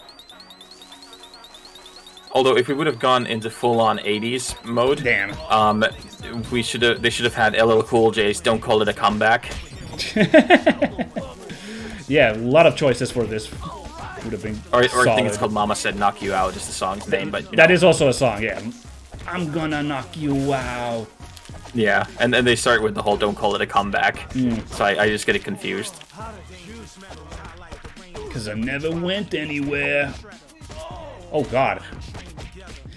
I have this That's memory something that he does not fight this intense in the cartoon.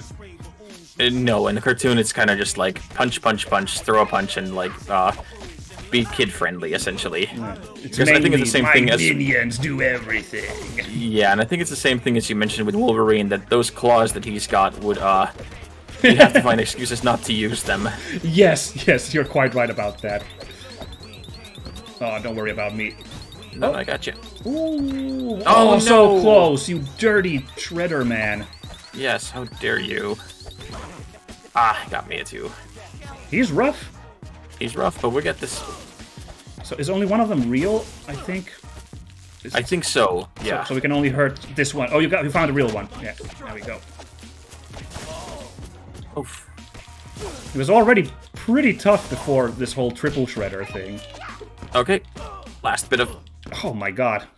He's making us work for that last bit. There we go. Yeah. There we go. Whew, that was close. Not bad.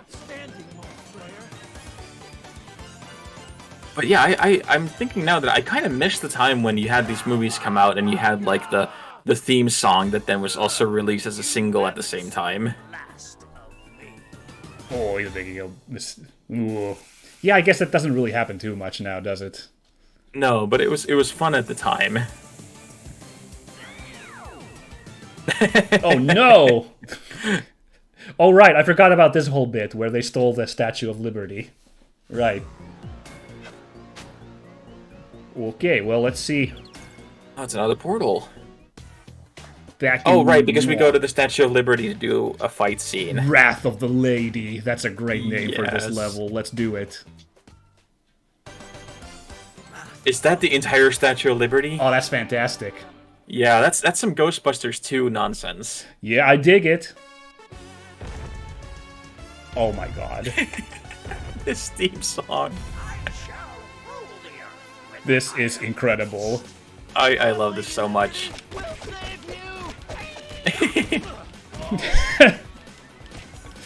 Oh wow, there was a challenge to finish this level unharmed. Yeah, that's... Which, unsurprisingly, we failed. Yes, no, unsurprisingly. Oh, here she comes. Whoa. Okay, can't do damage on that front. Ow, ow, ow, Can't ow, even ow. hurt Krang. Yep, I'm knocked Oh, out. oh, you're knocked down. Sorry, that wasn't... That's okay. Oh, okay. This guy's got me. That's Sorry. quite okay. We have our levels back, or our lives back. Yeah, yeah, it's no Luckily, big it's a worries. little bit, it gives some leeway here. Yeah, the story mode, I'm sure that's why. Oh, wow, Oh, you actually good, I could reached do him. that. Yeah, because Yeah, Donnie's got that long. Oh, are Oh, we I supposed wonder to... if you're supposed Yeah, knock the Foot Clan into him. That makes sense. Ah well, or we just wait him out until he's bored and starts doing his routine again. Ah! Oh! Watch out! Ooh, that's a way bigger area than it looks. Ow. Oh boy. Oh, shit. Oh. Holy moly. Got you, Now it's my turn to eat dirt. Oh, good job. And then watch out. Woo! Oh, you're gonna reach from there. Interesting. Oh yeah, we're supposed to toss them, right? Yeah. Ah well. Luckily, this Donatello has such a long reach that I can just punch him there from there. Yeah. Oh well, I guess we gotta be closer. Oh. That wasn't anywhere. Oh, I don't nope, know, doesn't do any damage. Yeah, it didn't work very well. Oh well.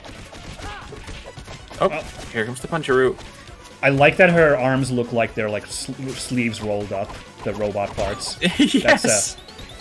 That's a nice touch. Yes, everything about this is pretty awesome. Oh, good. Oh. Oofa! Don't worry! Didn't feel a thing. And Now it's I hate Dart. it comes right back down to that whole how in the 80s all the villains had that vanity thing that they're gonna change like the Statue of Liberty to look like them, or That's like true. Yeah. or like I will kidnap the president, so the president will have to say live on air how cool I am, or something like that. Exactly. Or my favorite is whenever the villain wants to be the president, as if being a president isn't an insanely difficult job. Right. Like, you could just, riches and retire with all your ill-gotten gains, but it's like, I want to be in this, like, super difficult position. Right, where you're gonna have to still deal with Congress and everything like that, and just not actually have the kind of power you think you're gonna have, but it's just decided so that, like, if you are president, then you're just, you have everything. Yeah, it's very funny. Aw, we almost got him. Yes. Chucky says that the sleeves and the apron have big "we can do it" energy. Oh, yeah, right. I get that. That's very cute. Oh, there we go. Aw, Krang. Poor guy.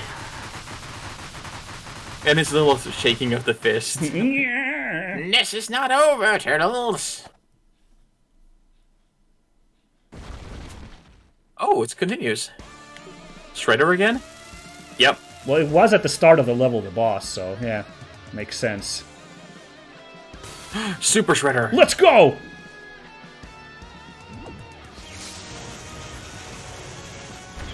Oh, that's so awesome! Well, here we go then. Oh, gosh. shoot! Yeah, that's a lot tougher than expected. So he's not just walking around wailing his arms, knocking a pier down on his And we're head. we're not even close to a pier, so we can't defeat him. Yeah, we're powerless! Oh god, he's just not... Yeah, what the heck? We haven't even done anything to him. Oh, now he's run out of energy. Okay, so we just gotta avoid him for this time. Uh-oh. Apparently? This is not great. Oh. That's kind of... Is that really? Yeah, it apparently is. I don't know if I'm a big fan of... I don't know if I'm a big fan of, like, bosses where you have to take long times not being able to do anything. This is some big Dancer of the Boreal Valley energy. Yeah. Oh, shoot! Right, okay, so then he's all spent after that. Yeah. And then we gotta back off. And then we gotta... yeah. Oh. Still eat dirt. Oh, goodness. Okay, Now's not the here. time to check social media! Yeah, but if I go into the corner, he can't hit me, and I can get some... I know he good. does his Yes. big explosion. Oh, no, Don't get in yet! No! Not yet. Now! Now. There we go. Ooh-aha. So it seems like that's a safe point for some hits. Right, but not everything. Ooh. Not everything, no. Ooh. Oh no, what did I do? Oh, you I pressed the activated button. your super mode a little too early. A little too early, I didn't even realize that was that. Damn it. Oh well. I don't think I've even leveled up high enough for radical mode yet, but that's fine. I don't need to be radical when I can be tubular. and other dated terms that we had as a kid. Reaganomics.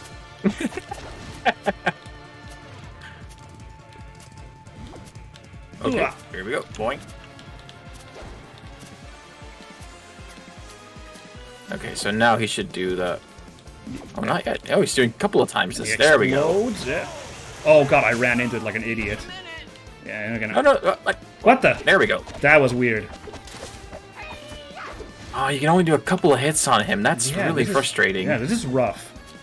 That's what I mean, is like, you spend so long not being able to do anything to him, just like playing this, not quite bullet hell, but like, sort of-ish.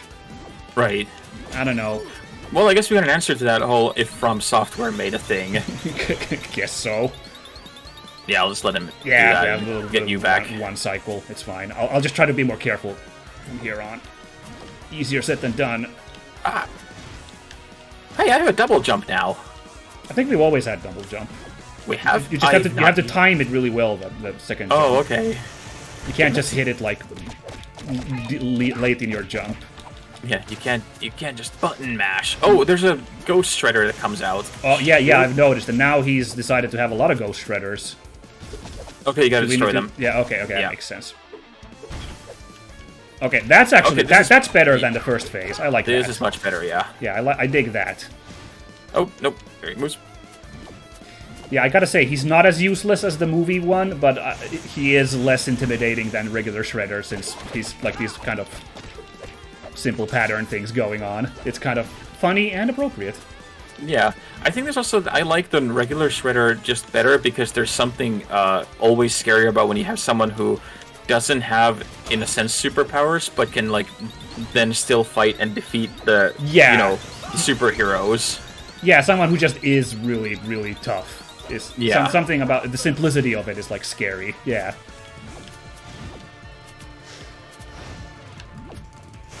Oh, here we go. Ugh. I'm gonna get hit by that, yeah. That's okay. I saw it coming and I did nothing because I'm an idiot. I got you. There we go. Ooh. Oh, he's running out of energy. Good. Couple of hits into him as well. Oof.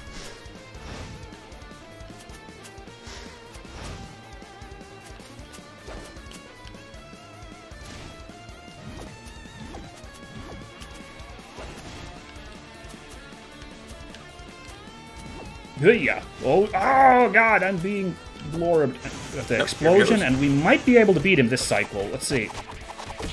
Yes! We got him! Nice! Unless he gets into a third mode. Super duper Shredder.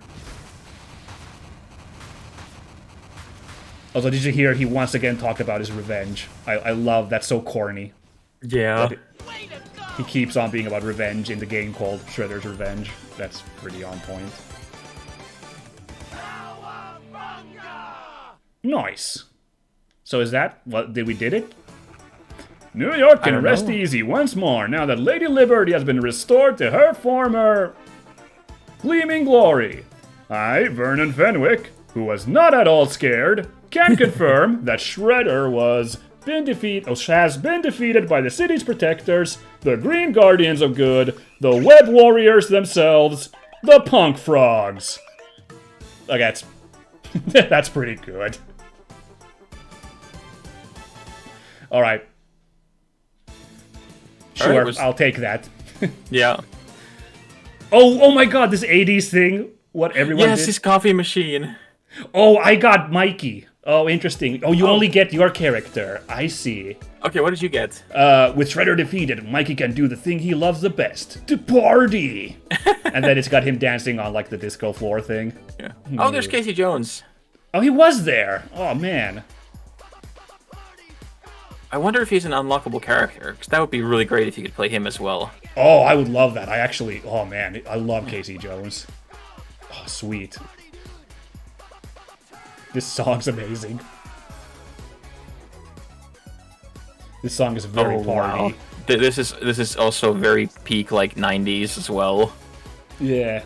Well, that was the whole game. Wow. This was the one version, of course. Yeah. So I'm sure that once we go more and if we do more stuff with this, I think we'll find even better things. Yeah, definitely. But like just as a story mode game playthrough, Yeah. we did it in a single setting, and it was pretty good.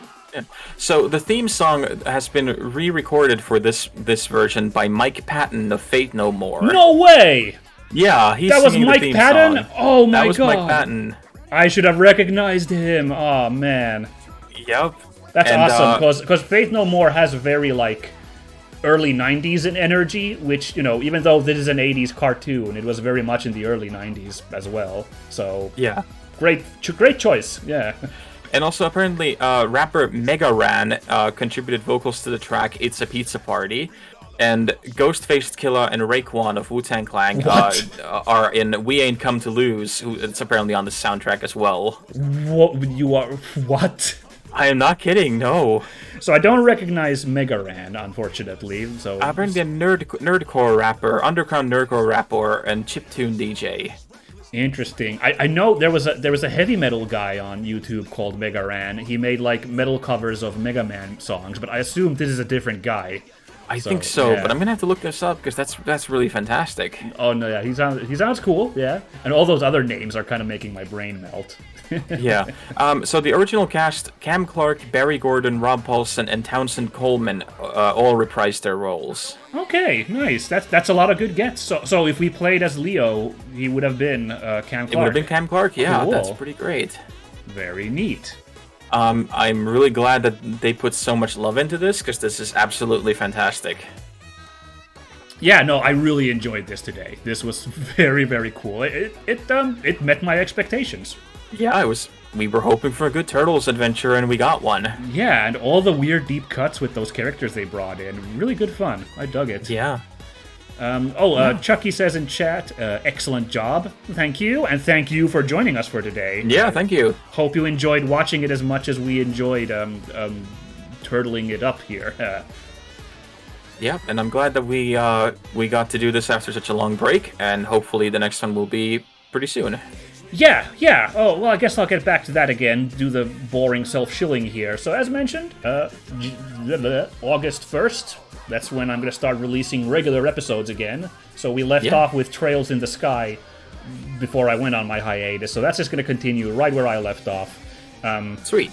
I actually recorded that episode, like, before I even planned a hiatus, so that's why there's no reference there to me coming back, so don't be confused, people. But, after that, a couple of new games will be kicking off on Wednesday. It is going to be Unmetal, which is a really funny Metal Gear, MSX era Metal Gear parody.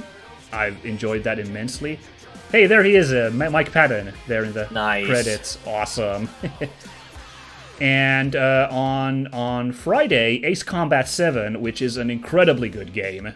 I've enjoyed it incredibly much, and I really hope people enjoy it as well. All of that's going to be coming up in August, so yay! Sweet. Why don't you do some shilling as well, Jonathan? Have you got anything coming up? I have actually going to have some much more videos coming up because I have noticed that the video reviews are doing a little bit better than written reviews, so I will hopefully be having a lot more of those. I've got reviews coming up on the new Vampire the Masquerade game that came out in June, the Klonoa remaster, and a couple of like smaller titles. And then I will be in August. I will be at Gamescom in Cologne. I will be doing an entire reporting series from there. Look forward to at least interviews coming up with the writer of Fallout 2 and hopefully a couple of other big names that hopefully I can get to score some time with. And then I think after that, you and I will have at least Warhammer Darktide coming up. Oh yeah, you were gonna be reviewing that, so we might be doing something related to that. Yes, I think we will be. Yeah, that sounds very good stuff. Alright, here's one more from Chucky. Cheers, thanks for the distraction. Don't get onto Twitch too often, but this was fun and good narration. Oh, thank you. That really means a lot to us. Glad you were here. Yeah. Very happy to hear that our ramblings can be enjoyed by someone other than just us listening to our own voices. Right. All right, but thanks everybody. It's time to go for a break. Yeah, party on, dudes. See ya.